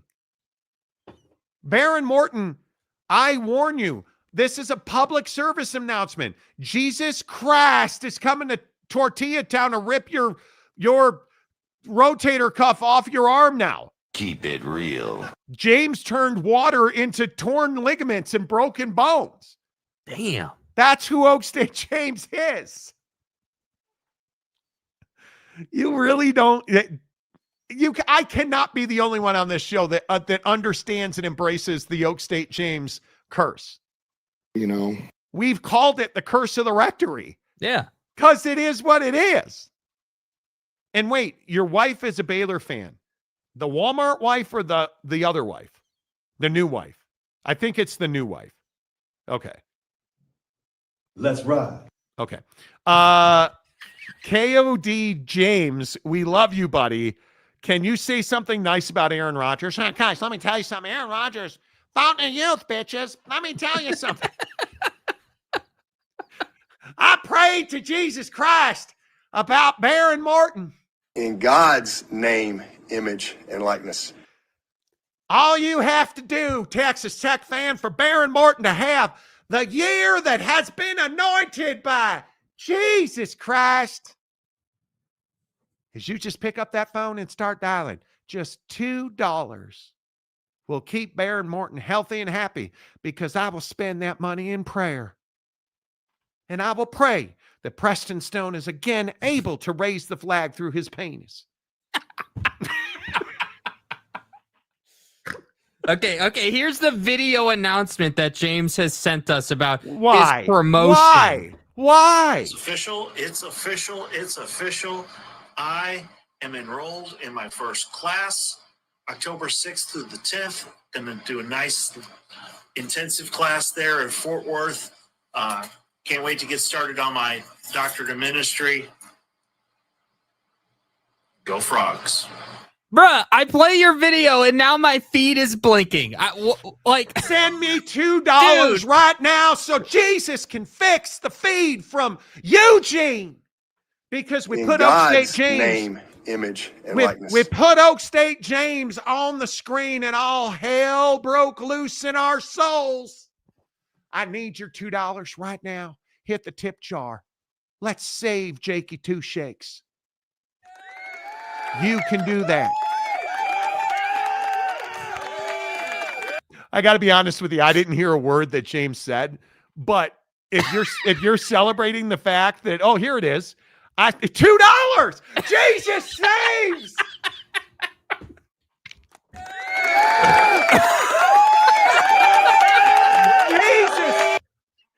Jesus is working inside of you just like that electrolysis in James.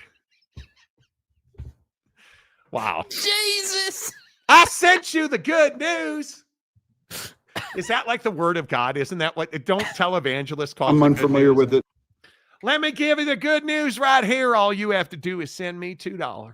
I am delivering you this good news from my private jet that Jesus provided to me through your tithing. Now, listen, if I'm really going to curse Baron Morton, I need a car better than a Honda shitbox.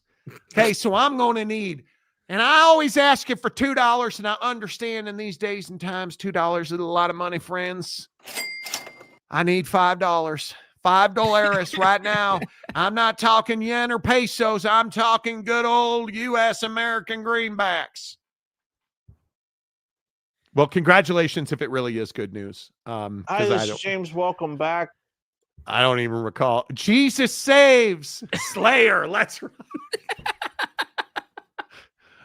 We are all going to hell. Thank God. Good. It's Thanks, my new James. favorite. Appreciate it, dude. I saw on TikTok one of my favorite atheist accounts, who actually is a political commentator, but do what you will with that. He said, "Thank God hell's not real." And he always says, "You figure it out." Right? You figure it out. Yeah. At least James wasn't shirtless. Ooh, do we have? Oh, do we have BDM videos today? Do we have a Big Daddy Matt? It's too early. We're only 90 minutes into the show. But do we have he hasn't sent me any videos today, I don't think. Oh, he did. Where are you in jail? What is this, dude? Look at this. Is that juvenile hall? No, that's the back rooms of hell.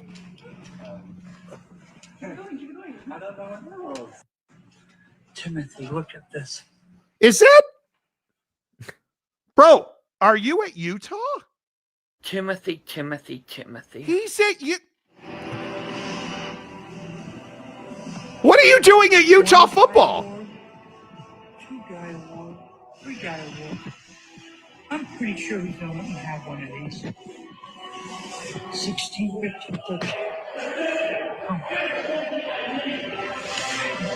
I can probably have one of those. National championship. Give it a kiss. What are you doing at Utah? Timothy. What happened to AJ DeBanza fandom, dude? He's at this. He is at Utah. Well, look at that. He's walking with his phone down to his side. That's a crime. Okay. And he tried to call me. Why are you he calling tried to call me? you back. He tried to call you back. Hey, player! It's the end of the first quarter. Notre Dame is 0-0. Notre Dame has some slippery pig skin, you know what I mean? No, I have no idea what you mean. Actually, dude, we don't know what you mean. No. Okay. No. Well, Big Daddy Magic is apparently at the University of Utah today. All hail the king.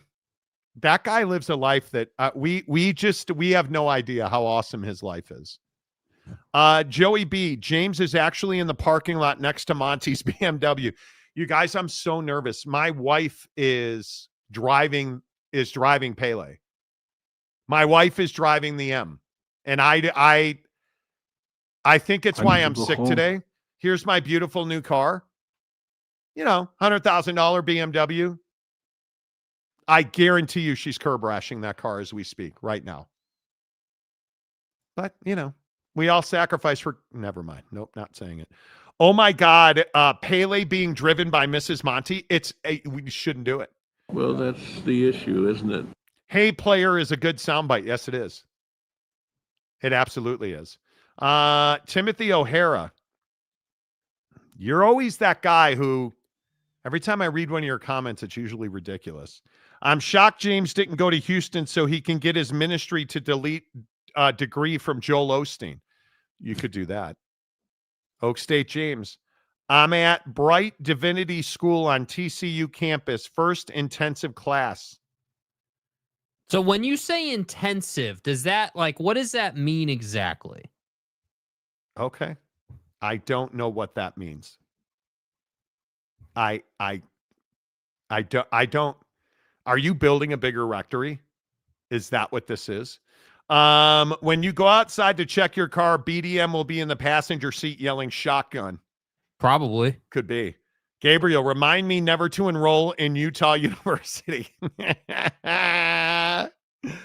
Why does Monty pick on James all the time? Monty used to pick on SMU. Well, because James is more enjoyable. Because James, I don't pick on James. James plays a role on the show. Right? James plays a role on the show.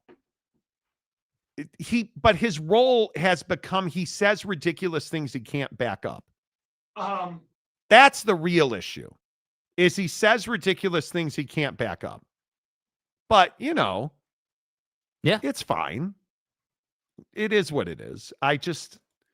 He also anointed, as is being pointed out, he also anointed Avery Johnson last year. And how did that work out? You have to check it before you wreck it. Very, very seriously, are you guys worried about K-State? How are you not? Are you worried about K-State? I think we should all be very worried about K-State. I did not love what I saw. Obviously, the offense was great this weekend. What happened? Like, that's 2 weeks in a row where we're like, what the heck happened with K-State? Yeah. You know, that is a huge problem. In my opinion, it's a huge problem. Would never visit Utah, rather visit Eugene. Utah is amazing. Yeah, Utah's amazing, dude. It is. Yeah. Intensive format, all 15 lectures in 1 week. 9 to 5, 5 days a week. Okay. Well, is it a butt shock intensive? Wow. Dude, you just went there, bro. Hugh Janus. Don't make jokes about another man's butthole. Unless it's Oak State. James has an electrode like Anita Dick and Ming. Having fun is the name of the game. James told us all about it on the show. Intensive. Look at the date. It's a 1 week class. Yeah. That can't be. Intensives are just a 4-day class, 8 to 5 for full credit over versus a semester. Yeah. It's a more difficult way to do it. James is this show's Screech. I think he is. Intensive is parkour baptisms. Okay. Oh, okay. Okay. I mean, makes sense. Okay. Intensive is housing stadium, James. Could be. Become a UCF fan, James. I want us to tank. I want people fired.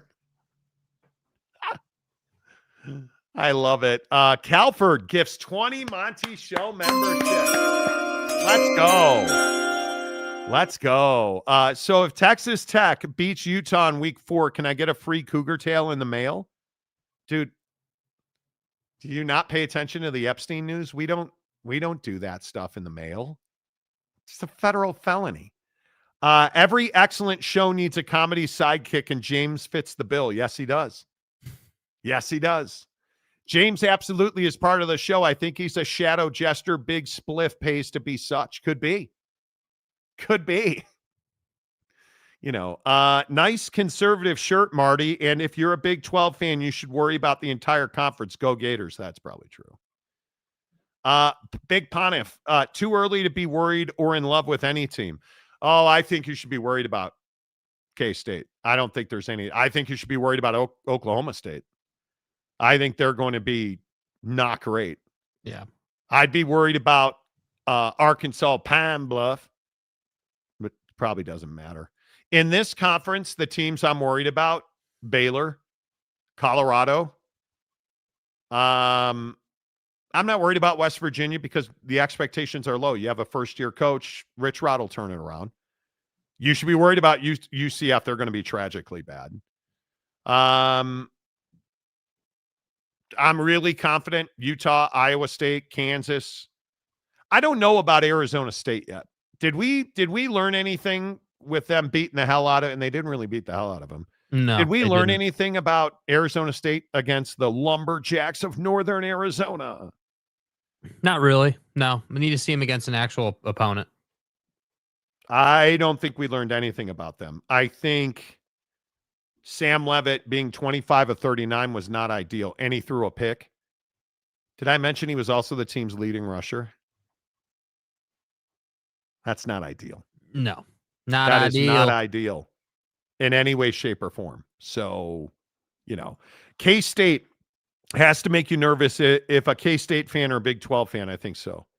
Rob Whitworth. Hello, Rob. Baylor better show up to play SMU. I'm sick of seeing SMU in the top 25. Saying, big, sexy, Big Daddy Magic.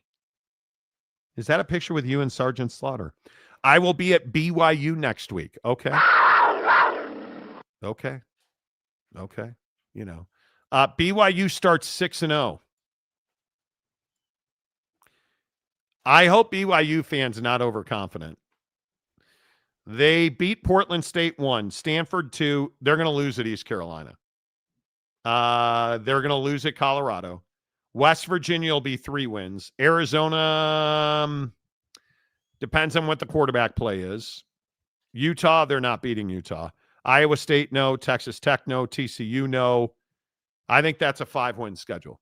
I think they beat Portland, Stanford, West Virginia. I'll throw in Arizona, Cincinnati, and UCF. 6 wins. They're not elite.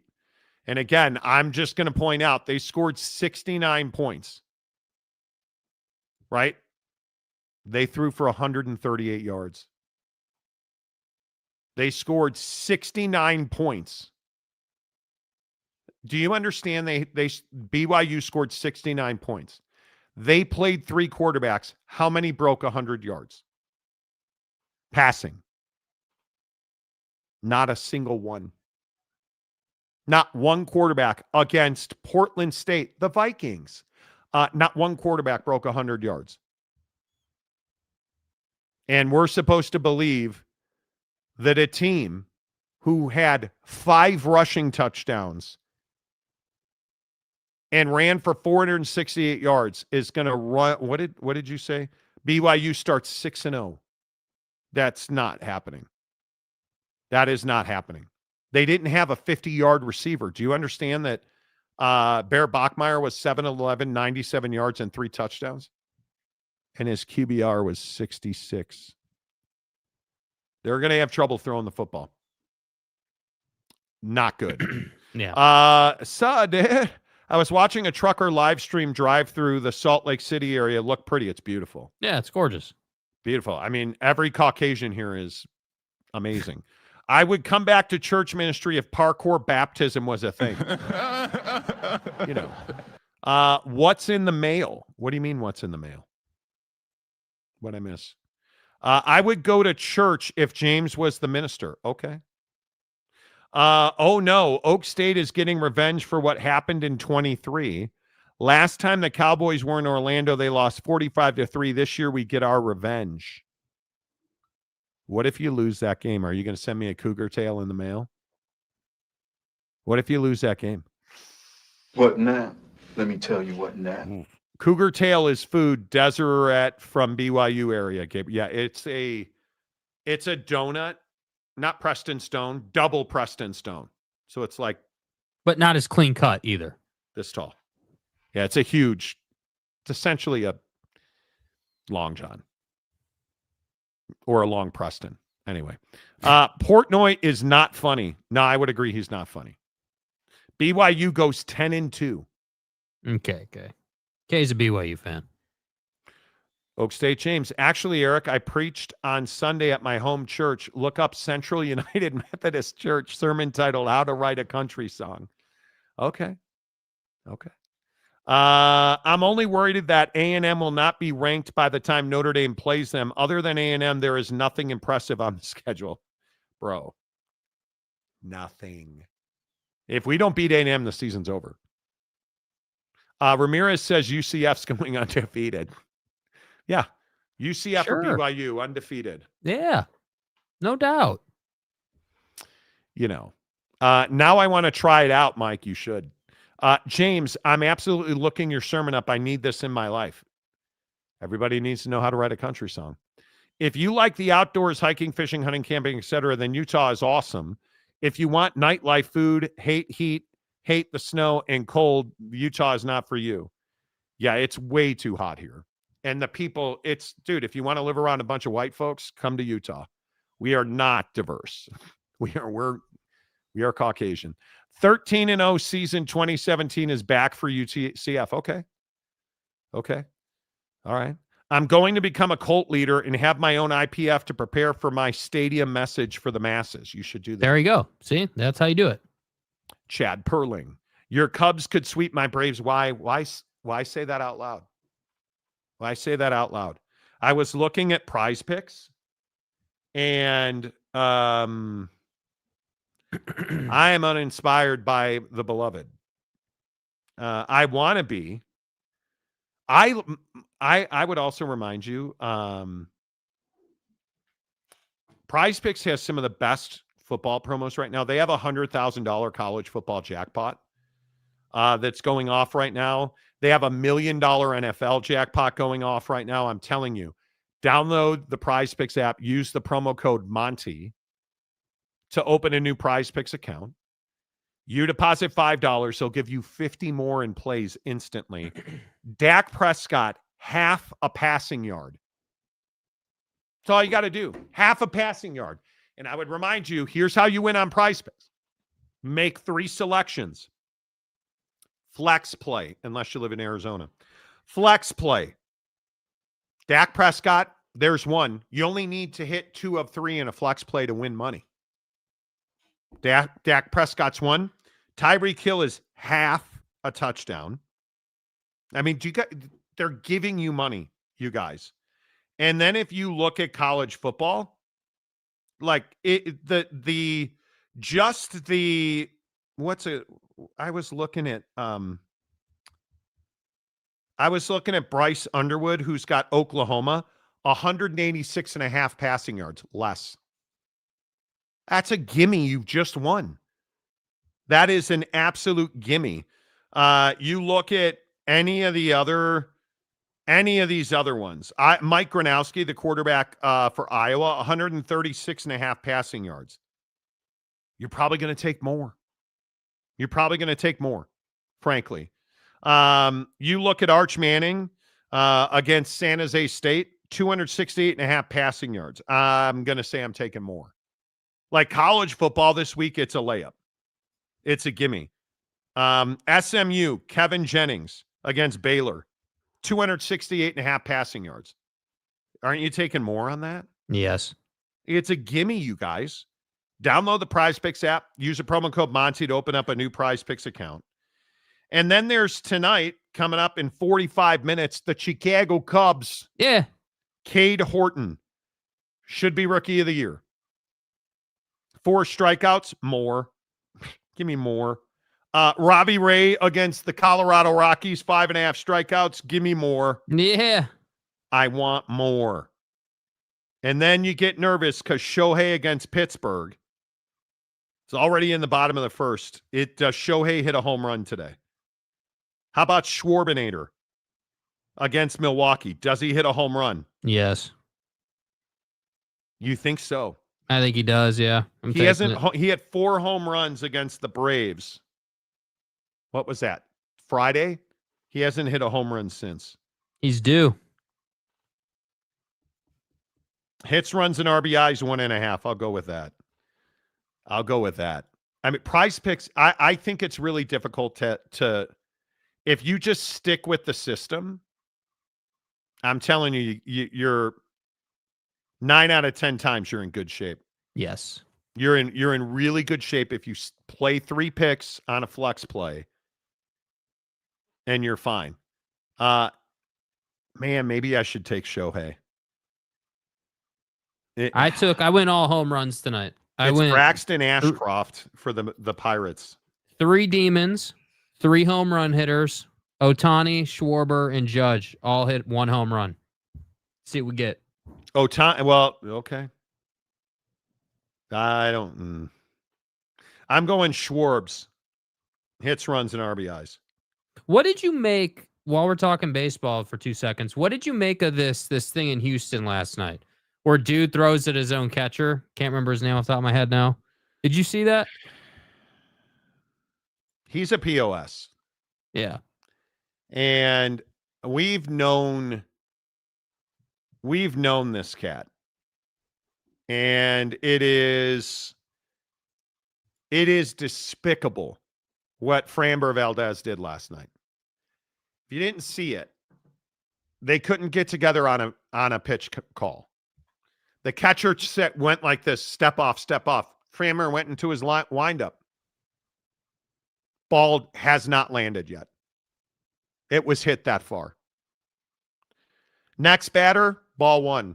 Next batter, fastball was called. Or a slider was called. He threw a fastball. And it hit the catcher in the chest because the catcher was expecting the ball to break. And you only do that when intentionally. Because he was upset that he told him to back off.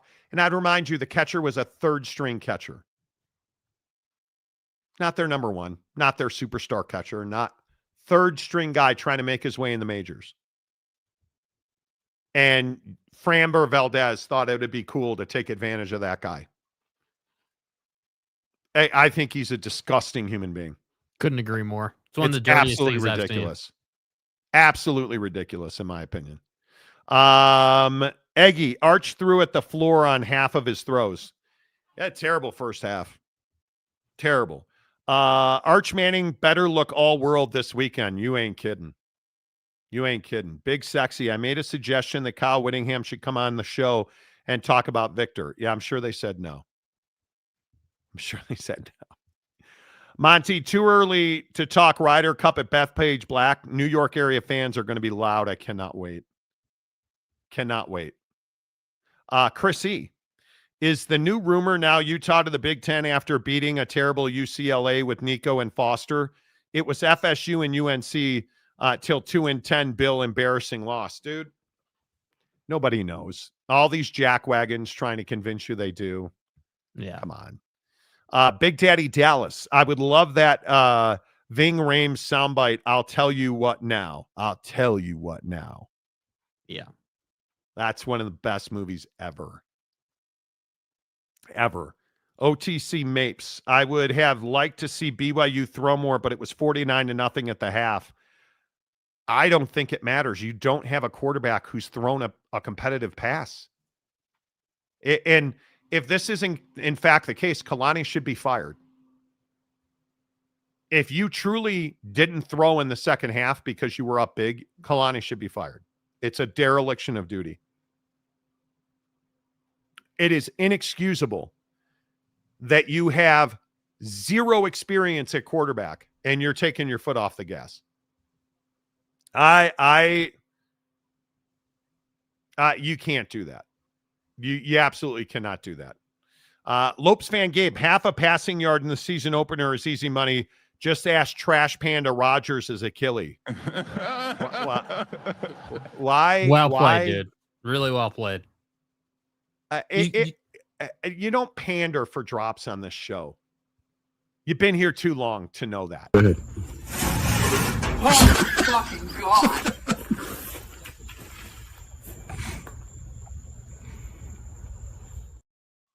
It's so good. Yeah, did you guys see the video coming out of practice? Aaron Rodgers rolling out and looking real slow and everything. Are we talking about practice? Yeah, shouldn't be concerned about that at all. I'm sure it'll be great, you know.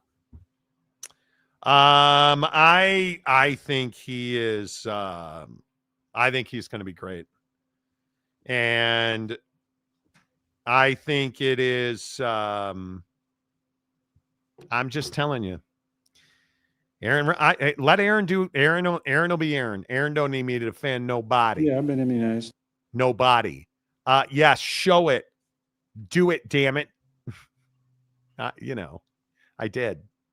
UCLA was more disappointing last weekend than Northwestern. You're not kidding. I just want objective info. I'm a fan enough. I don't want my info to be filled with subjective BS fan fluff. Well, that's what you get here most days. A few Locked On shows are actually decent. Locked On West Virginia guy works hard. Locked On Big 12 is a total joke. Yeah, I would agree with that. Mape says, still believe Jay Hill and BYU's defense will be great. Utah's offense didn't exist last year, but a good defense kept them in almost every game. I think Utah's going to be I'm not almost sure I unbeatable. agree their offense didn't exist last year. That's a little rough. They couldn't score points when it mattered. I do agree with that. I don't think there's any doubt. And I also don't think there's any doubt that crusty old Lou Holtz. Yeah, Lou, you probably should stop doing interviews. I don't think Ohio State's a great football team. I know the schedule is very, very good, but when you're at home and you're outgained by well over 100 yards, you just can't look at it and say, okay, we're great. We won the game. Everybody look, yeah, they are 1-0. And that's the objective they had going into that game. But they're not a great football team. I would not be overwhelmed about facing Ohio State. I apologize. I mean, what do you want me to say? I wish you would stop talking. But Monty, it's Lou Holtz. Come on. He completely agrees with me in one regard. He basically said what I said about saying an arch. I think Ohio State is a behemoth. I don't care what Skip Holtz's dad thinks about Ohio State. Stop talking. You're drooling, coach. You're drooling. Yeah. It's not good. People were all about this because it's Lou Holtz, but I just felt like it was another guy making another emotional take about Ohio State. Ohio State's elite. Yeah. Julian saying will be elite. But Monty, you said Julian saying sucks and he's terrible. Ohio State. Their defense looked elite. Lou trying to troll Ryan Day is sad. Ohio State. I think that's what he's trying to do, and I do think it's sad. I would love to see Mark Mays slap Lou on the back of the head in that video. I mean, Lou did a lot for me. I wish he is a bag of bones. He is that apparently a trolling bag of bones. And I'm not sure he's real. I think it might be a skin suit over a droid. I don't know. Wall Street. That was not good. Please. Yeah. He's absolutely trolling. Yes. BYU 45-14 this week. Why are BYU fans not concerned about the quarterbacks? Somebody needs to help me understand it. Because they're riding the Bachmeier hype train, dude. Oh, man, he's going to be amazing. My God, like Bear Bachmeier. Holy cow. Like, we got our guy. Yeah, what have we seen that makes us think that he's going to be amazing? Nothing. That's what I don't understand, right? I mean, should BYU fans be worried about the quarterbacks? Are you worried at all, Jake? Yeah, I mean, I'm definitely worried. I mean, I think that you have a young guy starting a quarterback. You have decent wide receiver talent. I think the team is clearly skewed towards defense, right? I mean, your defense is better than your offense. Certainly. And, I mean, I think that BYU is a squad that needs to run the football more and needs to be more adamant about it, needs to be more committed to it. And the problem is that it always seems like your number one is hurt. So then you don't run the ball as much as you should, which then overexposes your quarterback, and you get into that vicious cycle. And I just think that every year I feel like we talk about A-Rod and the play calling and like what they're doing. But ultimately this team has got to stay healthy on offense, because if they don't stay healthy, Bear's going to get more exposed than he probably would have. And I think that BYU fan just needs to be comfortable with the idea that, yeah, he's probably going to make some bad throws, right? He's probably going to make some mistakes. There's going to be some times when he throws the bad interception. That's going to happen. And you need to be okay with that. I think the kid's got talent. There's no question about it. But he's also got to learn how to play the game at this level. And if you just give him time, let him develop, I think you'll see 2 seasons from now, a season from now, depending on what this year does and how far they go and all that, he'll be a completely different quarterback, and you'll be in a much better spot. And again, I know BYU fan hates when I say this. I'm not an Aaron Roderick fan as a play caller. His offenses are fine. I just think he's one of those coaches who draws up a game plan and then will call plays to go against it, seemingly. For no reason. Because I wouldn't even have an issue with that if there was a reason, but there never seems to be one. In big moments at the end of halves when games are won and lost, we've seen it repeatedly. And Joey B, Monty's new XL size brown golf print needs its own window today. I think the shirt looks good. It's not brown.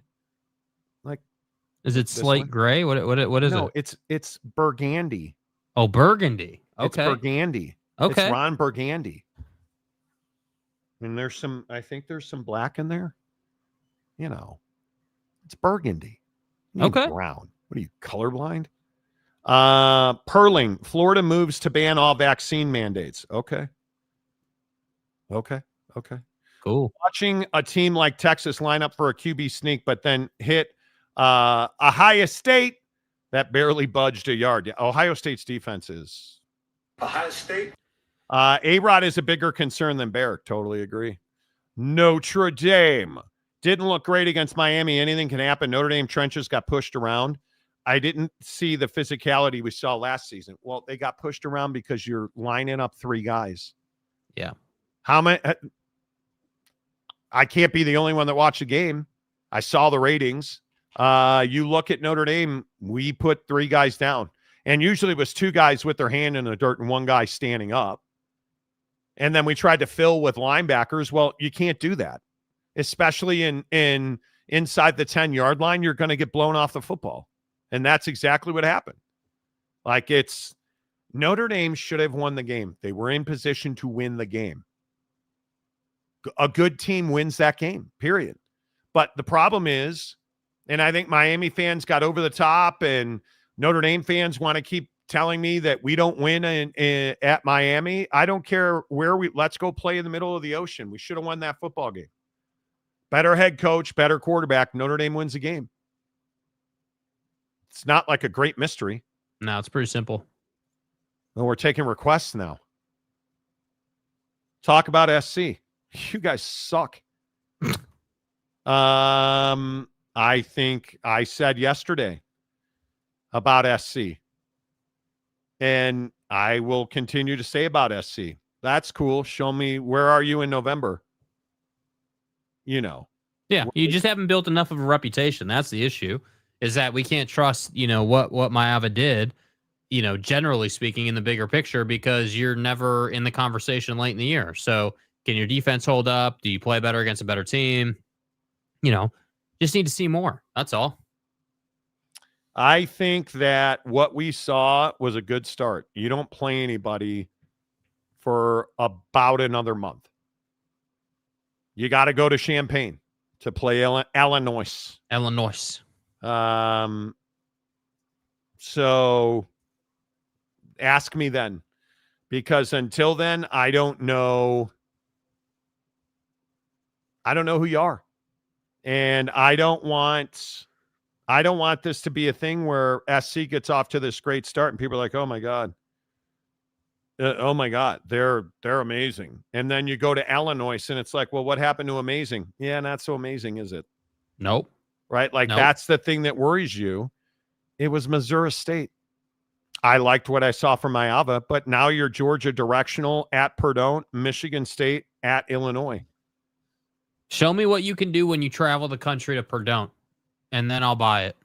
You've got road games at Purdue, at Illinois, at Notre Dame, at Nebraska, at Oregon. You should win every one of those but Oregon. We'll see. John Peterson, Cougar Truth. Monty wishes Utes are 1 or 2 more seasons from relegation to the Pac-8. Wait a minute. And now... This is a new one. I'm just going to sit up real quick. You're a fucking Houston fan, and you're going to come in here and say that Utah, who I'm not even a fan of, because here we go with guys saying, oh, Utah fan. Welcome to the show, newbie. Put up or shut up. Mid-tier Houston is 5-0 lifetime against Utah. Who cares? Let me just ask you. How on earth does Utah and Houston's lifetime record have any bearing or indication on what kind of program Utah is? Oh, that's right.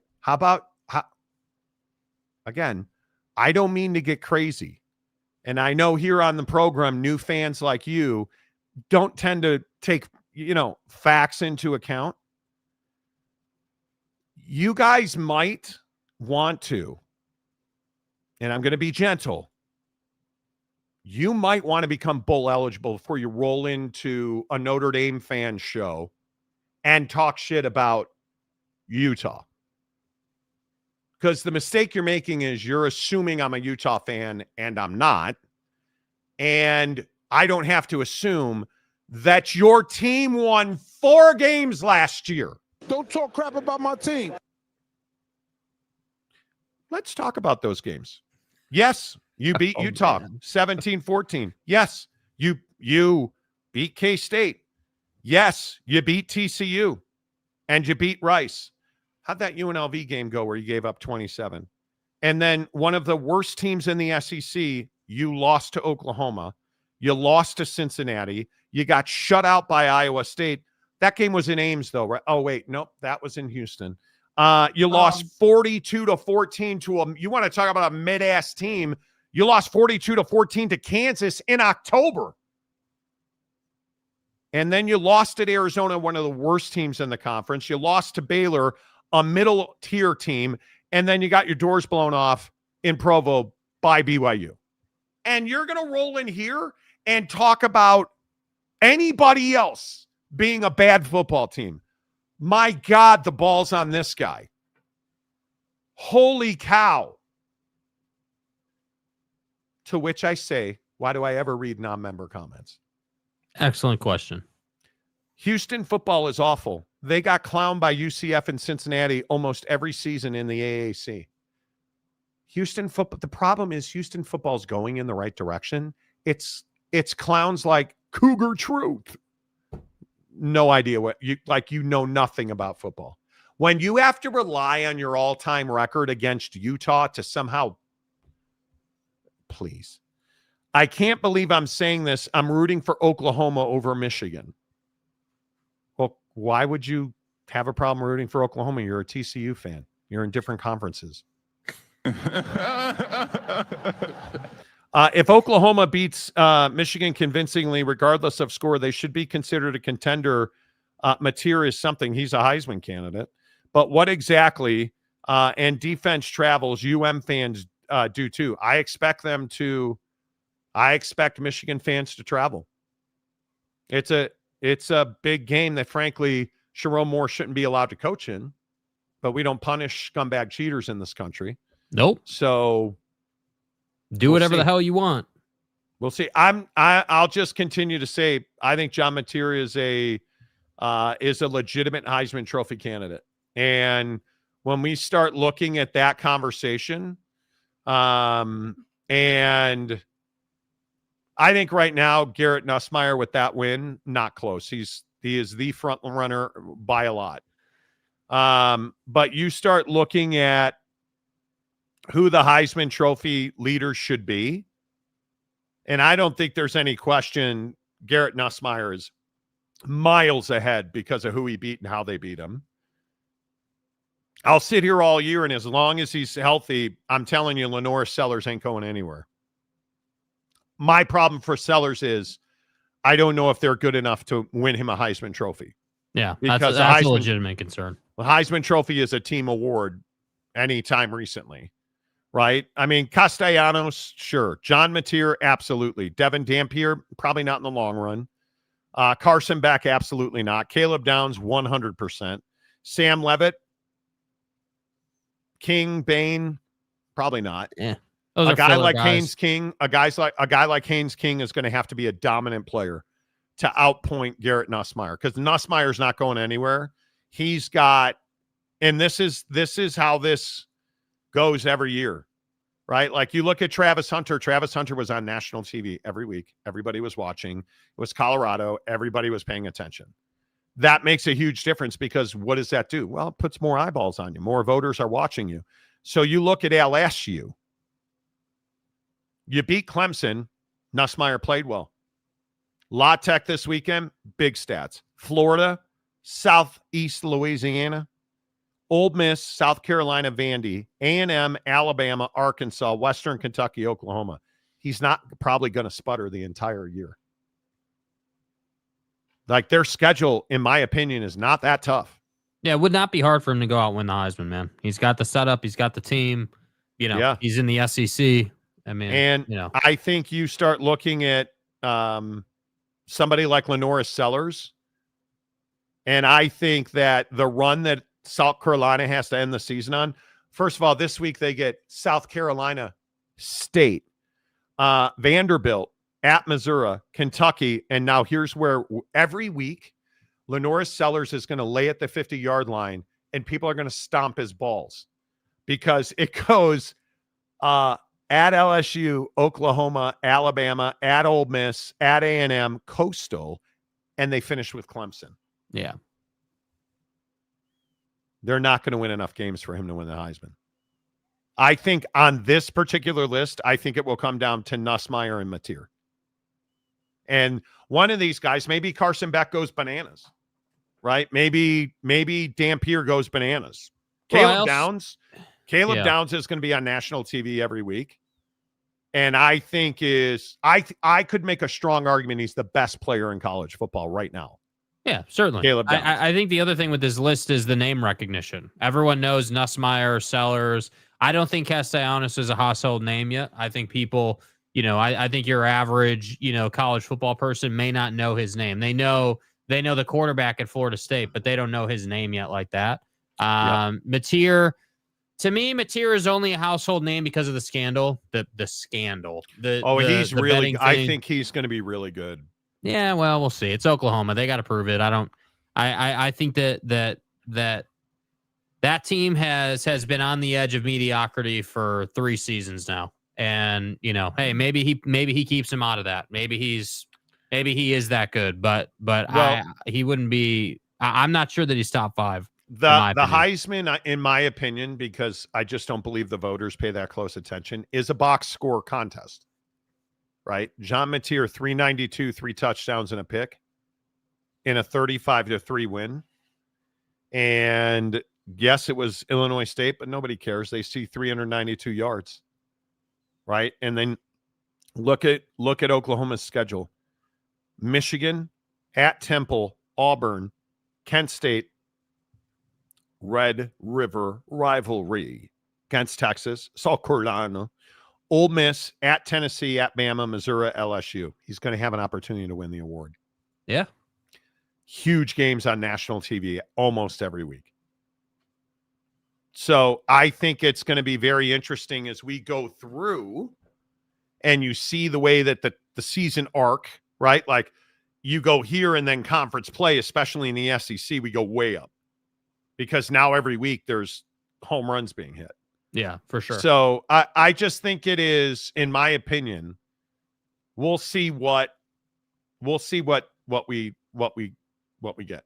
But I think John Mateer is going to have a real chance to win it. And I just think Garrett Nussmeier, I think he's the best QB in college football when it comes to the Heisman Trophy. Because obviously the name's not on that list. Arch Manning's one of them. One game, didn't particularly play that great, but everybody saw that second half, particularly the fourth quarter. And what's everybody saying? Oh, boy, that was the guy we thought it would be in the first 3 quarters. Man, did you see Arch in the fourth quarter, right? Like, so there's some positivity out of their loss. If he flips the script and Texas runs the table, let's say, and he's unbelievable, okay, your Arch is going to be on that list, whether you want him to be or not, or you think you should be, he's going to be on that list. Mm-hmm. So we'll see. But again, as a Notre Dame fan, I'm going to bitch and moan. CJ Carr ain't never going to be on that list. That's at no point will CJ Carr ever be on that list. Which is a real shame because Notre Dame's quarterback should always be on the list. Yes. Honestly. Yes. Nobody is ever going to argue that CJ Carr will be on that list. Maybe next year, maybe he turns it around. And again, Jesus saves Notre Dame quarterbacks sometimes until they get to the NFL. But I'm just telling you, I mean, there are other guys that could be on that list. It's going to take some Herculean turnarounds for that to happen. I'm going to say Emiliava is not going to be on that list. Dude that abides, Arch Manning is solid, just maybe less than his uncles. Well, that's probably true. You know, dude is a real dude. He might just not live up to the Manning hype. Could be. Chrissy, did he look good in the fourth quarter? Or was Ohio State playing prevent defense? Jesus, stop. Not doing. No, they didn't, Jimmy. I love this. Ohio State fan can't just admit. If they're in prevent, how do you explain the touchdown pass? I gave you the timestamp. Explain to me, if they're in prevent, how do you explain man coverage? Because you never play man coverage in prevent. It's man coverage is the exact opposite of prevent.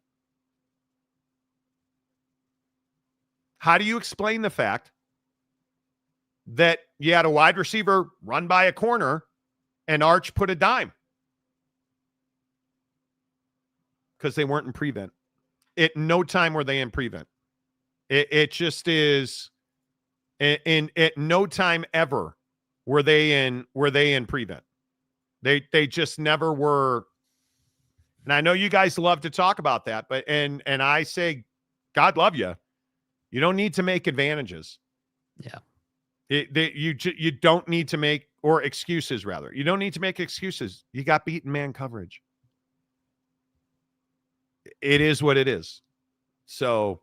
Yeah, I don't know why this is so controversial. There's been a bunch of comments on the channel and people are all pissy about it and making an issue. And, you know, everyone got all upset that you said that, you know, Arch wasn't as bad as everyone wanted to make him out to be. And it's like, dude, like, it's not really like, I think what you guys don't understand is it's not really, you know, an opinion. It's not an opinion that Arch wasn't as bad as everyone wanted to make it out to be. The film says he wasn't as bad as everyone wants to make it out to be. And I just think that people want to hate on this kid so much. Like he even himself said, like, I don't know where the media gets the hype. I've only played in 2 games. Like, he's not even saying he's the best guy out here. The media is just making it out like he is. That's the incredible thing. I don't know, man. Ohio State wants everyone to knob slob Julian Sayin, and I'm just not here for it. Like, he's a good player. There's a lot of football to be played. He'll make his mistakes. He'll have his bad days. He was fortunate to be ahead in that game. If he's behind, I'm not sure that he looks any better than Arch did, honestly.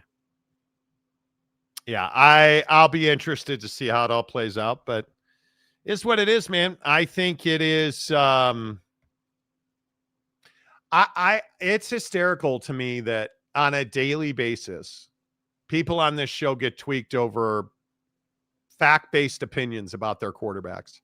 Like I say this about Julian Sayin. Ohio State fan says I'm a Michigan fan. I tell you that Bryce Underwood was not very good over the weekend. Like, not very good. You watch, his head is in the wrong spot almost every play. Oh, you just hate Michigan. True. Michigan's a bunch of scumbag liars. Doesn't change the fact that Bryce Underwood had no idea where this ball was supposed to go or when it was supposed to come out. Texas fans said that I don't know what I'm talking about, that Arch Manning wasn't as bad as I said. Never said Arch Manning was bad in the second half. I said Arch Manning was not very good in the first half. And when you're going up against the best defense in the country, can't do that. Completely changed. And then I get Ohio State fans saying something stupid like they were in prevent at 8 minutes. In a 1-score game, you went into prevent? No, you didn't. No, that never happened. Hostile environment. He's got a lot to bear. Well, that's who you are. That's who you are, man. Right? Like that. I mean, that's what it is. He's shown up in previous abrupt starts. Yeah, and he has. And I think the struggle is that people want to go look at a box score. You can't look at a box score. You can't take what else? I'm sure somebody's saying something stupid about Arch. Right here, perfect example. 58 QBR. Okay, so you're going to take his QBR from one game. Then are you going to look at his QBR in the fourth quarter? Are you going to look at his QBR by quarter? Are you going to look at his play sheet? And did you watch every one of his snaps? Because I did. And I can tell you, I have them right here. And I can tell you that there is no question that when you look at the usage and production statistics that came out of the Ohio State game, and you look at Arch Manning, there's no question that he played really average football in the first half. And there is no question that from the midpoint of the third quarter to the end of that game, he was elite. He was the touchdown, the grade, his operation grade was perfect. PFF graded him perfect, which they almost never do on the touchdown play. Never do. Never, ever. When he had the ball in his hand, do you guys understand that he had the ball in his hand 67 times and carried the ball 6 times, dropped back 34 times, scrambled 3 times, was sacked once for 34 yards, right? Then you start looking at his numbers, and this is the stuff that when I tell you, me and you watch football very differently, this is how I watch football. Like I'm looking at his timing and location. Is the ball on frame? And you start looking at his numbers in the first half. Do you understand that he checked the ball down 4 times the entire game? Do you understand his first read percentage was 20 of 29? Do you know he was rated a 94.3 on his first read throws? Do you know that when he dropped back 34 times, he made 14 accurate throws? One of the accurate throws was an interception. Do you know on the interception play, he was rated an 86, which essentially is a B plus, A minus. But you're like, oh, QBR, you have no idea how to leverage a QBR against a quarterback. I'd also point out that, this amazing performance by Julian Sayin and, the Ohio State offense, you guys got outgained 336 to 203. So let's not make it out like, like Julian Sayin just lit it up with his 13 of 20, 126 yards.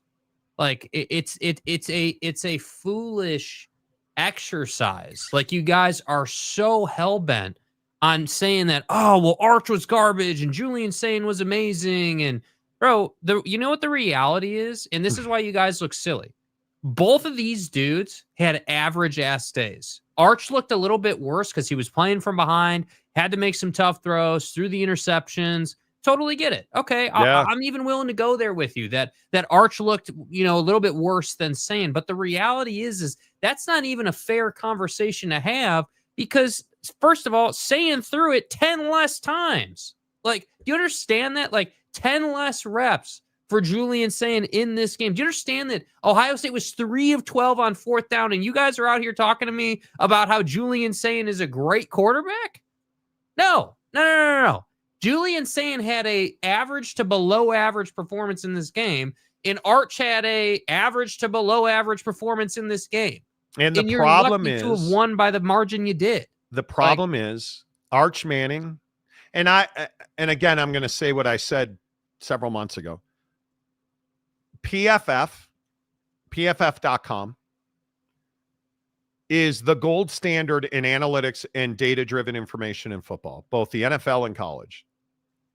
If you do not subscribe to their data package and their analytics, you're not fully armed. Because when you go look at Julian Sand versus Arch Manning, do you know the problem if you're an Ohio State fan and you want to rip Arch Manning and say that Julian Sand was elite? Arch Manning's bad performance, where you said he sucked, was rated 77.2 overall and 91.6 in the fourth quarter. So it just is. And Julian Sand in the first start that, again, I think really you need to take that into consideration. Julian Sand played really solid football. Really solid football. And if I look at the way he graded out and you start looking at, like 59 snaps, Arch had 67. Carries, his carries, 14% of his snaps were carries. Right. So already it's different. You just like he overwhelmingly. Do you know that 75% of his completions were to his first read? So he wasn't going through. He wasn't going through his progressions. He threw the ball 75% to his first read. And that's okay because he was going up against a really good defense in his first ever start. But you guys want to turn that opinion into, well, you just hate Ohio State. And what do you ask Michigan fans what I think about Ohio State or Michigan? Right? Like, I just think you guys need to relax. Like it's the Houston asshole or like everybody else who's like, you're a Utah fan, you're a BYU. Because don't forget, originally on this show, I'm the fat old Mormon who's dying soon because I'm a BYU fan. Like, it's amazing to me. Gabriel, Texas versus Ohio State should have been in week 4. Having it in week 0 made it awful. I don't think it was awful at all. Fox doesn't either. Right? I just don't. Dan Welsh, Buckeyes defense beat down Sark. Amazing. I think the best defense in the country I saw this weekend. Right? And I think that's why you should be thrilled with Julian Sand, because he didn't have to be spectacular. He just had to be good enough for the defense to win the game. And they did. They did. That's all you needed. Let's see. QBR, FPI, PFF are dumb metrics this early in the season. No, they're not. Because when you use PFF stats, you understand that PFF doesn't just look at a guy, like they'll give you a volume. They'll tell you the defense he faced. Like I can tell you, Julian Sand ate the box 38.9%. Man coverage rate 14.8%. And when I'm always talking about, do you know the percentage of snaps where a quarterback saw coverage disguises, where you had to read a defense? Julian Sand, 29.6% of his snaps was disguised defense by Texas. Right? So we get into this and we start saying, okay, well, if we start saying, okay, well, what about Arch Manning? Right? Arch Manning saw 45.9% disguised coverage. 45.9% Ohio State disguised their coverage. And you know why they do that? Because they're just really good. Yeah. Defensively. Yeah. And I think they were looking to prove a point too. Yeah. It makes what Arch and Julian Sand did pretty impressive. And again, I just go back to, let's talk about my guy. Let's talk about CJ Carr. Do you guys think that I just have my opinion on CJ Carr because I just rando out of nowhere hate CJ Carr? Yeah, the problem is no. I don't randomly hate CJ Carr. Okay, so Ohio State disguised their percentage. What did I say, 45%? CJ Carr only saw 22% disguise. And he only had, this is the part that just kicks you in the nuts. When you think about the Notre Dame offense versus that Miami defense, and all the Miami fans yesterday, Rock and Rant and everybody else talking about how amazing the defense was. Really? That's why they only had 8 men in the box, 13% of the snaps? And they only disguised 22%? And they played man coverage 20%?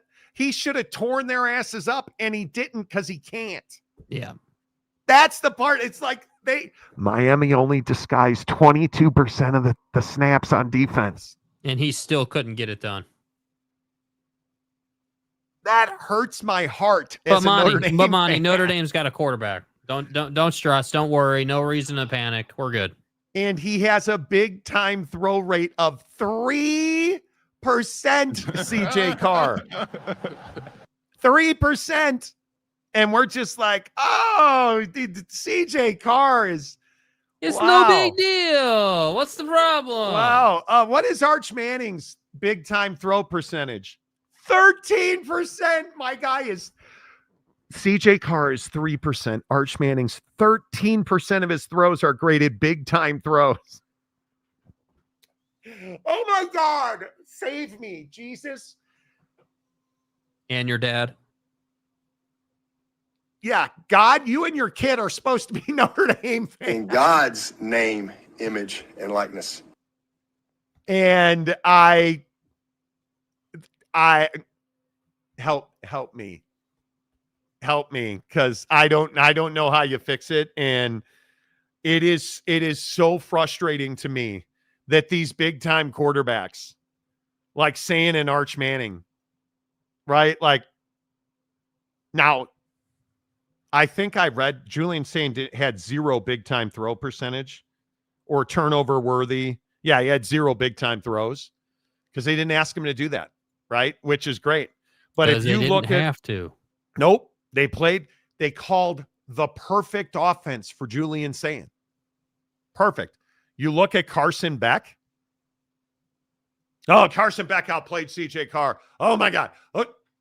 3% big time throw percentage. Do you know disguise coverage 44% of the time, 45%. And man coverage rate, you want to know a defense that plays man coverage? Beloved, Notre Dame played 49% man coverage in defensive snaps. Oh, Carson Beck. Oh my God. He is. I'm a man. Oh my God. Wow. His big time throw percentage. Oh, but Monty, the bomb down the field and the touchdowns, 3%. And he hit 2 huge plays. You know what the problem is? His turnover worthy play percent was 7% of his throws were turnover worthy. That means Notre Dame didn't catch the football. Oh, you just are hating. No, not hating. Here's the other thing. How many times did Carson Beck throw to his first read? Percentage-wise. Somebody guess. Somebody guess. How about 70%? Carson Beck threw to his first read 70% of the time. Oh, shut up. Carson Beck for Heisman, Monty. You know, anyway, it is what it is. I just am, conundrum. SEC Blue Bloods, Texas and Alabama lose out of conference. Tells you all you need to know. About what? About what? Dude that abides. We need these talent-rich teams a few weeks ago to gel before we throw them into the marquee matchups for ratings sakes, which I have no disagreement with personally. Yeah, me either. Oh, now I'm an arch apologist. Okay. You know. Sayin had a lot of drop balls, not bad throws, and that does not count against him in QB production. QB passing production does not penalize him for drop throws.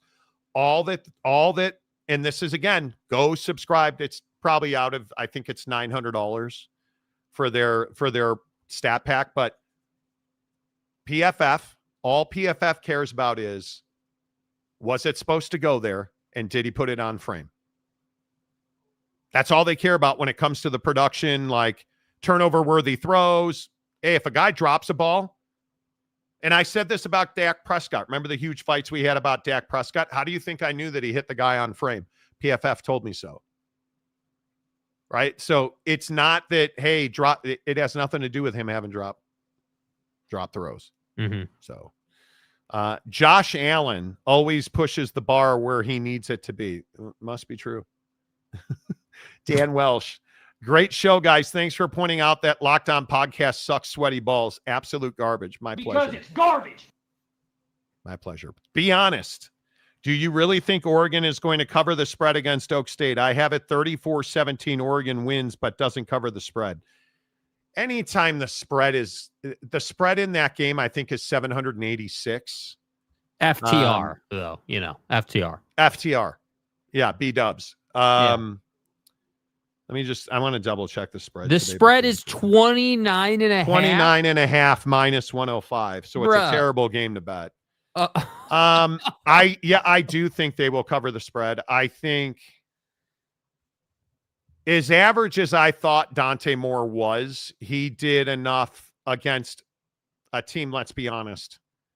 When you're playing a team like, I think they played Montana State, who cares? 18 of 23, 213, 3 scores, cool. Right? But you would expect a 79% completion percentage. We got that. The problem is, having watched a good bit of the workup on Oak State, they're not good at all. And the quarterback play that we got from Oak State in week 1 against what, frankly, you guys, is a team that they should put 50-60 on. UT Martin. You start looking at some of the team stats in that game, and it's terrifying if you're an Oak State fan. Yeah, I mean, I would not at all be surprised if Oregon dropped 45 on you. Not at all surprised. You can't, in any stretch of the imagination, give UT Martin 100 yards rushing. How? Yeah, how do you let that happen? I mean, 28 minutes of possession for UT Martin. Come on, dude. Yeah, based on the comments between Lanning and Gundy and the red asteroid, this is a game where I could easily see Dan Lanning running it up, just because, there's been some heat, and everyone was all about Gundy going on his weekly radio show talking about how, Oregon has spent just obscene money and they're paying to win, and it's why does that matter to Mike Gundy? I don't know, bro, but he keeps talking about it, and I'm telling you, Dan Lanning is listening, and I'm telling you, you're going on the road. Dan Lanning at home is about to beat that ass, and I would not be surprised if you scored less than 10 points in this game, honestly. I would not be surprised if you did not score in this game. Yeah. It would not surprise me, as poorly as I saw. And the only, I'm not probably good at preparing. The only note that I have on Oak State is the offense is not good. Go ahead and put that phone down. Here is Mike Gundy talking about Oregon. Well, same thing as you. They're a good football team. Oregon is playing really well. I think they're well coached. They're spending a lot of money, and they've put a lot into that organization. And you can see they're a good football team. Here's Dan Lanning talking about Mike Gundy, talking about Oregon. Yeah, it sounds like there is, listening to him talk. Like I said, I got a ton of respect for Coach Gundy. Ultimately, how blessed are we to be in a place that's invested in winning? If you want to be a top 10 team in college football, you better be invested in winning. And we spend to win. Some people save to have an excuse for why they don't, right? And ultimately, he's a great coach. They've done an unbelievable job, but I want to be a team that's competing at the highest level. And we're really fortunate to be in that situation. So I can't speak on their situation. I have no idea, what they got in their pockets over there. I'm sure UT Martin maybe didn't have as much as them last week, and they played. So, yeah, I'm going to say a 50 spots on deck for Oregon here. How stupid are you? I just don't understand it. I don't understand it. Why poke the bear, dude? Why Why make it worse for yourself? And how do they not put 50, right? I don't even, it's remarkable to me. It is remarkable to me that you would say that, right? Like, it's remarkable. And Gundy is just mad that Boone Pickens is dead and Phil Knight is still alive. That literally honestly has nothing to do with it. Yeah, I just, it's shocking. It is shocking to me how bad this is and how bad it looks. It is just, it's really, really bad. So, and listen, if you're going to the Oregon Oak State game and you get injured on the way to the game, make sure that you do what every good Oak State fan does and call the advocates. Injured in an accident? You may be entitled to a bigger settlement, up to 3.5 times bigger. Your initial consultation is 100% free, and we don't get paid unless we win your case. No matter the accident, we are here to help. The advocates will fight for you because you deserve clarity, you deserve justice, you deserve guidance, you deserve an advocate. Contact us today. The Advocates at theadvocates.com, the best injury attorneys in the business. You guys, there's so many more people out now. All the kids are back in school. There's more school buses. Please do not pass school buses with their stop signs out. That is dangerous for everybody, not just the kids, but you and your kids and the other cars. Like, just slow down, take it easy. And just remember, if the worst happens, get to theadvocates.com 24/7, 365. You can chat with an injury attorney live online, and it won't cost you a dime at theadvocates.com. How big of a story is this? Did you guys see this story? Steve Ballmer, owner of the Clippers, bazillionaire. It's to the point where he wants to pay more for his salary cap than everybody else. And apparently that's what he tried to do because there's a report out from Pablo Torre that I'm not going to play because Jake put a bite in that's 4 minutes and 32 seconds, breaking the Monty Show rules of engagement. Pablo Torre is reporting that there is evidence, and he has interviewed people that worked for a shell company that was set up and employed big name endorsers, including Kawhi Leonard, who allegedly was paid $28 million and allegedly did no work for that $28 million to endorse a company that may or may not have ever saved a tree. And now the NBA today said they're going to investigate this because if it's true, it is a massive, massive penalty. It is draft picks. It is crippling to your franchise. And I think it's going to be impossible to prove. But, Jake, how big of a deal you think it is?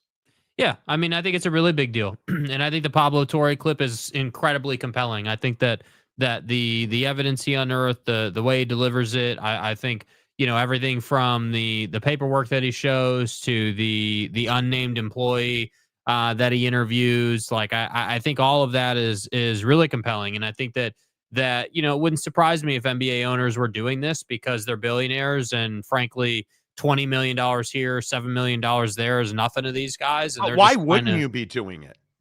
That's my question. And I think this, I'm not going to say you're not cheating. You're not cheating if you're not trying, or you're not trying if you're not cheating, whatever that is.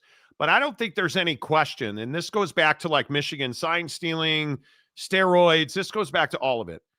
I think when you're competing at the highest level of sport, you will do anything to win. And when you have the money to buy yourself anything you want in the world, yet you can't buy a championship, which in my opinion, the Clippers have tried to do multiple times and failed. Why wouldn't you try something on this order? Because I guarantee you, this has happened multiple times in the NBA and people have not gotten caught doing it. Because just what you said, these guys are all billionaires. You're not poor if you own an NBA franchise. There's ways. I talk about this all the time with LLCs, leveraging the tax code, the big, beautiful bill, and how to make money with it. Like, I talk about this stuff all the time. This is no different. And I say, I have no doubt that what Pablo Torre reported, and I encourage you to go find it. Pablo Torre, Kawhi Leonard, go Google search it. It'll come right up. I have no doubt this happened after watching the Pablo Torre story thing. I have no doubt it happened. And I think it's going to be impossible to prove it. You have employees reporting it. Yeah, but what are you reporting? Well, I never met him. He never was here. He never took part in any marketing things. Well, maybe the company which filed bankruptcy went out of business, and I never had a chance to use Kawhi's services, but I still had to pay him because we had a marketing agreement with him. Go ahead and prove that we did that to usurp the salary cap. I don't think there's any way to prove it. Yeah, and I think the other thing that's interesting is, usurp the salary cap to what purpose? Like if you followed the story, they did this not to sign him as a free agent, but to retain him in free agency. And so the question becomes, okay, well, if you're trying to retain Kawhi, and you're trying to do it in a way where, you pay him basically under the table with this shell company or whatever, what was who else were you trying to go and get? Like who else what did you pay Paul George? Yeah. Like what did you pay Paul George? What did the Knicks pay Jalen Brunson? What did any of these teams pay these guys who, were doing hero deals and taking cuts and still getting paid? And so I don't know, man. I just think I'm on the same side as you. I have no doubt that it's true. I think it's hard when you look at it and you say, okay, well, Kawhi Leonard's listed on the paperwork as a creditor and they still owe him $7 million according to the paperwork. Like that's difficult to get around as far as like, hey, we're paying Kawhi outside of the salary cap or whatever, or the NBA, and it's not really clear why. And Torrey goes on to talk about how Kawhi's never been seen doing an endorsement for them, never been seen in any. The employee said that. So, that's what's tough. Yeah, I just don't. I think your point's well taken. You're rich and you can pay for anything you want. And I think this undoubtedly has happened. And if I'm an NBA owner, I am pissed off that this came out. And it's Pablo Torre breaking the bombshell again. And by the way, hey, Adam Silver might want to get it together, dude. Might want to get some reins on the league here, bro. Like, well, might want to. This be it. Did you guys see what Shams is reporting about the All-Star game? This is so bad. The 2026 All-Star game format will feature a round-robin tournament consisting of 3 8-player squads, 2 USA teams, 1 world team. NBA and Players Union presented format to the competition committee on Wednesday, and the response was positive. The 2 USA teams and 1 world squad will play each other in a 12-minute per quarter Ryder Cup style game, sources said. Governors, team executives, and players discussed the format positively within the meeting on Wednesday. Neat. Okay. Come on. I just don't think the league is the league is not where it should be, and I just have real problems with like what we're like where this league is going. What we're trying to do. Like what's the purpose? Like again, the best example is how is Mac McClung your dunk champion or your dunk contest champion for multiple years in a row? Like that just can't happen. And in the nonsense with Chris Paul and Wembanyama in the skills competition and what does this league come to, bro? Like that's why I have such a problem. Like it's not good enough that the league is damn near unwatchable on some nights. Now it's that your owners are circumventing the CBA and the cap and they're scheming. Yeah. Like what are we doing, dude? Like the league is. I don't mean to sound like I'm sounding an alarm, but I do genuinely feel like, dude, like where is this league going? Like you were handed a really strong product, which is now not really all that strong, dude. NBA viewership is not exactly crushing it right now. Yeah. I think it is amazing. And I think our comment section, you guys generally, I think, understand they're not playing with real money. Guys like us, we don't understand this kind of money Because, Jake, I think your best point is, what is $28 million to Steve Ballmer? Yeah. That's gas money.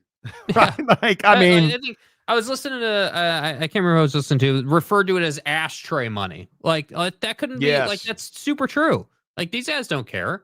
I'm amazed by it. And I hope that at some point, and this is just my opinion, I hope at some point we get to a place where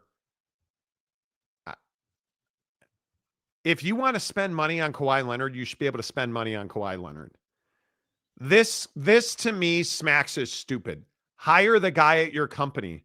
Hire him to go and make appearances. Hire him, give him a set, like the Michael Jordan, LeBron James contracts that they're going to hand out when these guys retire. Give them those contracts while they're playing. Right? You got to make it legal in the CBA so that you can pay these guys more and retain them. Hey, we'll give you $10 million in salary and $50 million in endorsement deals. They're doing it in NIL. Why can't they do it in the NBA? We just do this stuff that's so nonsensical because we don't like rich guys being rich, right? Wasikowski, it's 8 and the show is still going. Okay.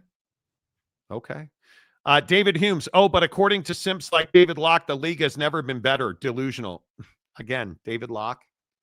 He works for an NBA team, guy. What do you want him to say? The league is trash? Yeah, the league is not great right now, David. And I think, you're saying. Chad Perling, thanks for the show. Cardio day, headed for the pool. Good night, Monty. Good night, Jake. Swim well, my friend. Studded. Get your workouts in. Dan Welch, Julian Same will get better. Oh, certainly. Yeah, I mean, he played one of the best defenses in the country. The run game didn't help out any in that game. I mean, I think you have a long way to go. You do. All right, couple other things before we get out of here. Hey, you guys remember this? Remember everybody was saying that American Eagle was woke? American Eagle was anti-woke? American Eagle only liked pretty women and it's going to destroy their brand and nobody's going to shop there. Do you guys, do you know where I'm going with this? American Eagle today put up numbers that will probably devastate you. American Eagle doubled market expectations, fully doubled the street number in after hours reporting, and they are now up. And let me pull a after hours trading number on American Eagle. American Eagle, about an hour and 10 minutes ago, was up 58% in aftermarket trading. 58%. And why is that? Why did they gain? Because they reported 45 cents a share versus 21 cents a share expectations. $1.28 billion in revenue. And it's all because the Sydney Sweeney partnership is its best ad campaign on record, according to American Eagle. And their market research shows that it brought in an overwhelming number of customers. And it led to a deal where, and I know you're going to hate this, American Eagle now has a deal with Travis Kelce. Great. Suni Lee and Kian Anthony also announced as new endorsers for American Eagle. All of this after you crazy folks were like, oh, American Eagle's dead. Turns out they're not. Yeah, couldn't be further from the truth. Yeah, wrong. Love those jeans. Yeah. Love those jeans. Seriously. It's them Sydney Sweeney cherries. I'm telling you. I congratulate American Eagle. And, you know, it's really unfortunate that this is the Cracker Barrel discussion. Yes. Cracker Barrel. Now, I agree the logo sucked. It was boring. But what did it have to do with DEI? What did it have to do with erasing, erasing the truth?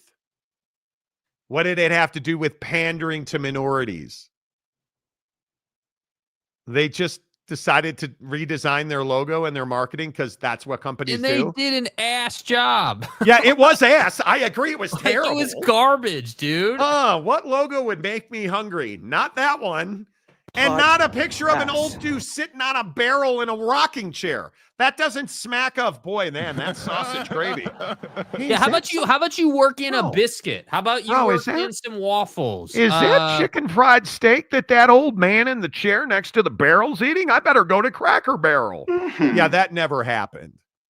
That never happened. Instead we got a geometric shape that nobody knows the name of that said Cracker Barrel. Dude. Nice job.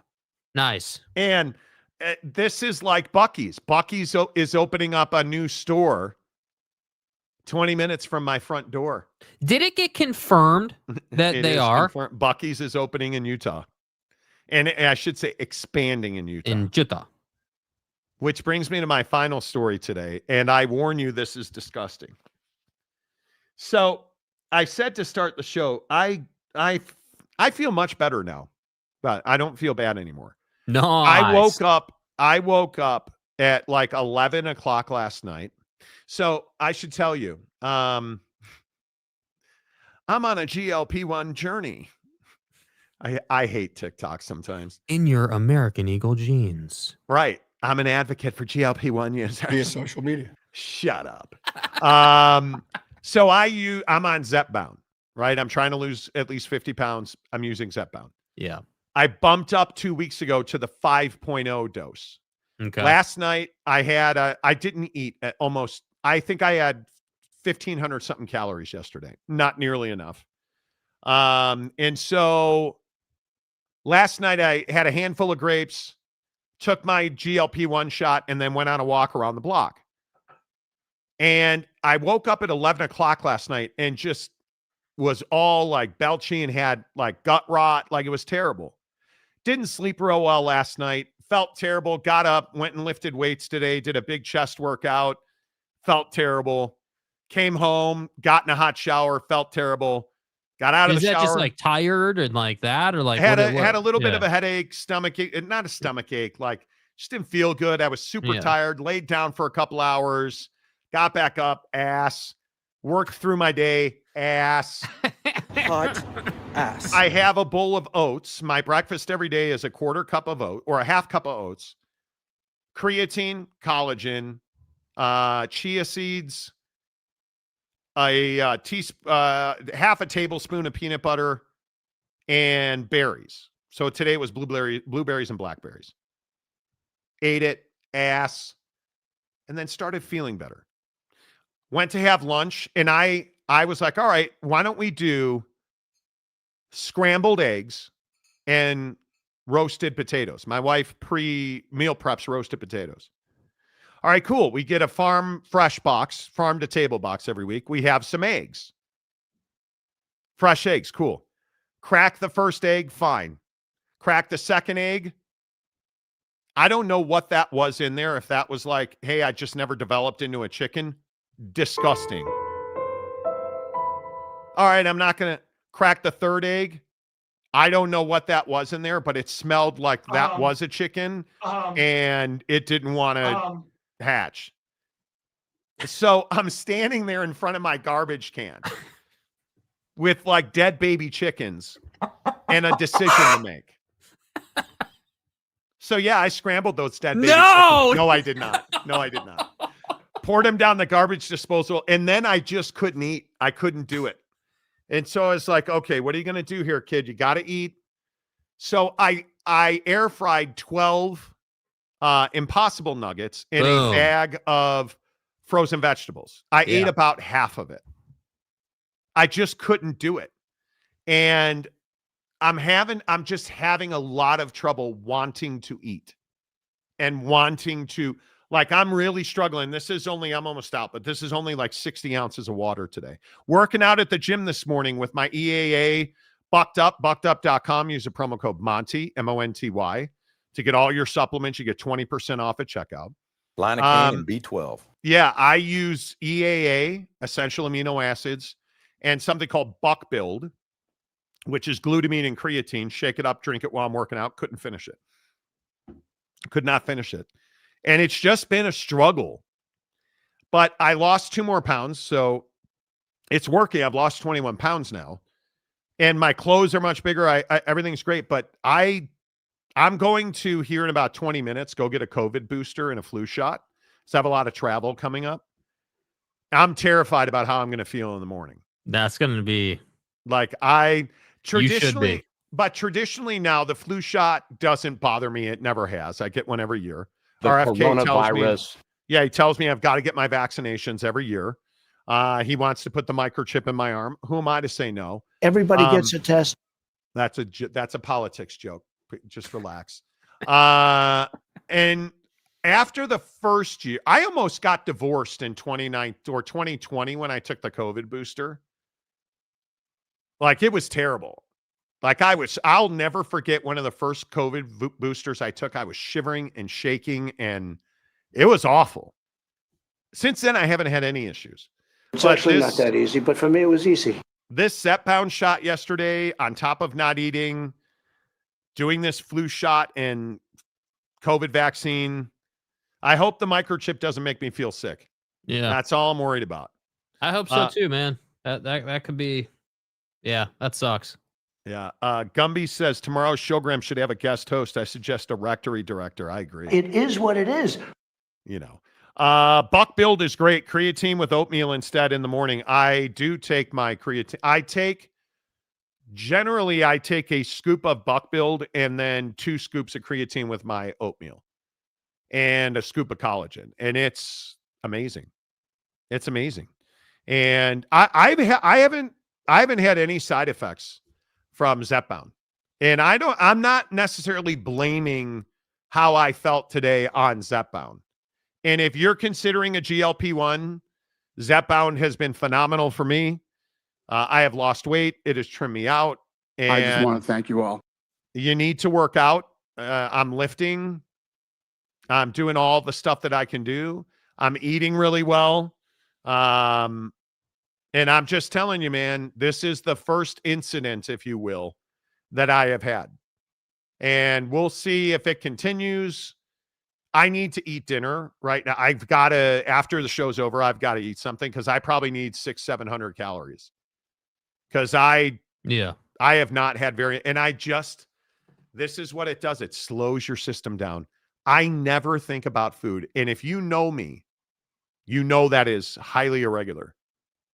Like I mean, you're on Zepbound. It doesn't surprise me, dude. It turns off your desire to eat, and it's really difficult. Because I, as I've said on the show, we eat pretty clean. I don't eat much fast food at all. I don't eat hot dogs, burgers, fries. I really don't. Mm-hmm. And I think I can honestly say, if you put a piece of pizza in front of me, I would not eat it because I worry about how it would make me feel. But I got to figure out what I'm going to eat today. I've eaten Chipotle a couple of times, felt fine. So maybe I'll go run over to Chipotle, or there's a little sandwich shop we go to. Well, I think it's called the Village Baker. It's not a little sandwich shop. It's fine. Conundrum says RFK Jr. says no, don't trust doctors. Man, I mean, if he said no, gosh, Science. Hey, John, how are you, man? Good to see you. My friend on Zep and been farting and burping for weeks. I haven't had gas because of it at all. I've really had nothing, no issues. Eat energy bars. Yeah. My wife has her Aloha bars she loves. How about some Jack fries? I don't even know what Jack in the Box? Hell no. Arby's curly fries? Ooh. Bucked Up gets rid of Blue Raz Energy. Did they really? No. I loved Blue Raz. They used to do these little energy powder shots that were Buckshot. Were amazing. No, the powder version of that. Mm. And I like Blue Raz Buckshot too. No, they did not get rid of Blue Raz. Okay, good. No. Yeah, you guys, if you're not taking creatine, and then this will be the last thing because then I gotta go. If you're not taking creatine, you're out of your mind, literally. The new science that came out on creatine, what it's doing for your brain, what it's doing for your muscles, your ligaments, collagen, dude. The collagen stuff with your ligaments, you got to take collagen, man. It is. I think people look at collagen as like a beauty supplement. Far from it. Yes, it helps hair and nails. Totally agree with that. But I am telling you now what it does for your ligaments. And I don't have an ACL in my left knee. Now, losing 21 pounds will help that as well. My left knee is not hurt at all. It's been months since I've had an issue with it. And I was thinking today when I was sitting up there trying not to throw up on those eggs, I wonder if my knee feels better because I've been consistently taking collagen for 3-4 months now. Because what they say it does is pretty amazing. So get to buckedup.com. I'm telling you, if you're a lifter, if you're a workout guy, EAA. Just search at buckedup.com, EAA. I like their Mandarin. Did you get that yet, Jake? I sent Jake a whole. No, I think it's in I got the creatine. I didn't get the EAA though. I think it might be in the mailbox, so I got to check. Reister JP, you can trust a Kennedy unless they're operating a moving vehicle. Truth. Right. I mean, that's a fair point. There you go. Show's over. Love you all professionally, even you Houston fans. Just couldn't let it go. Nope. The Monty Show is always presented by the Advocates at theadvocates.com. Slow down. Slow down on the streets. Kids are walking to school, riding their bikes, scooters, school buses. Slow down.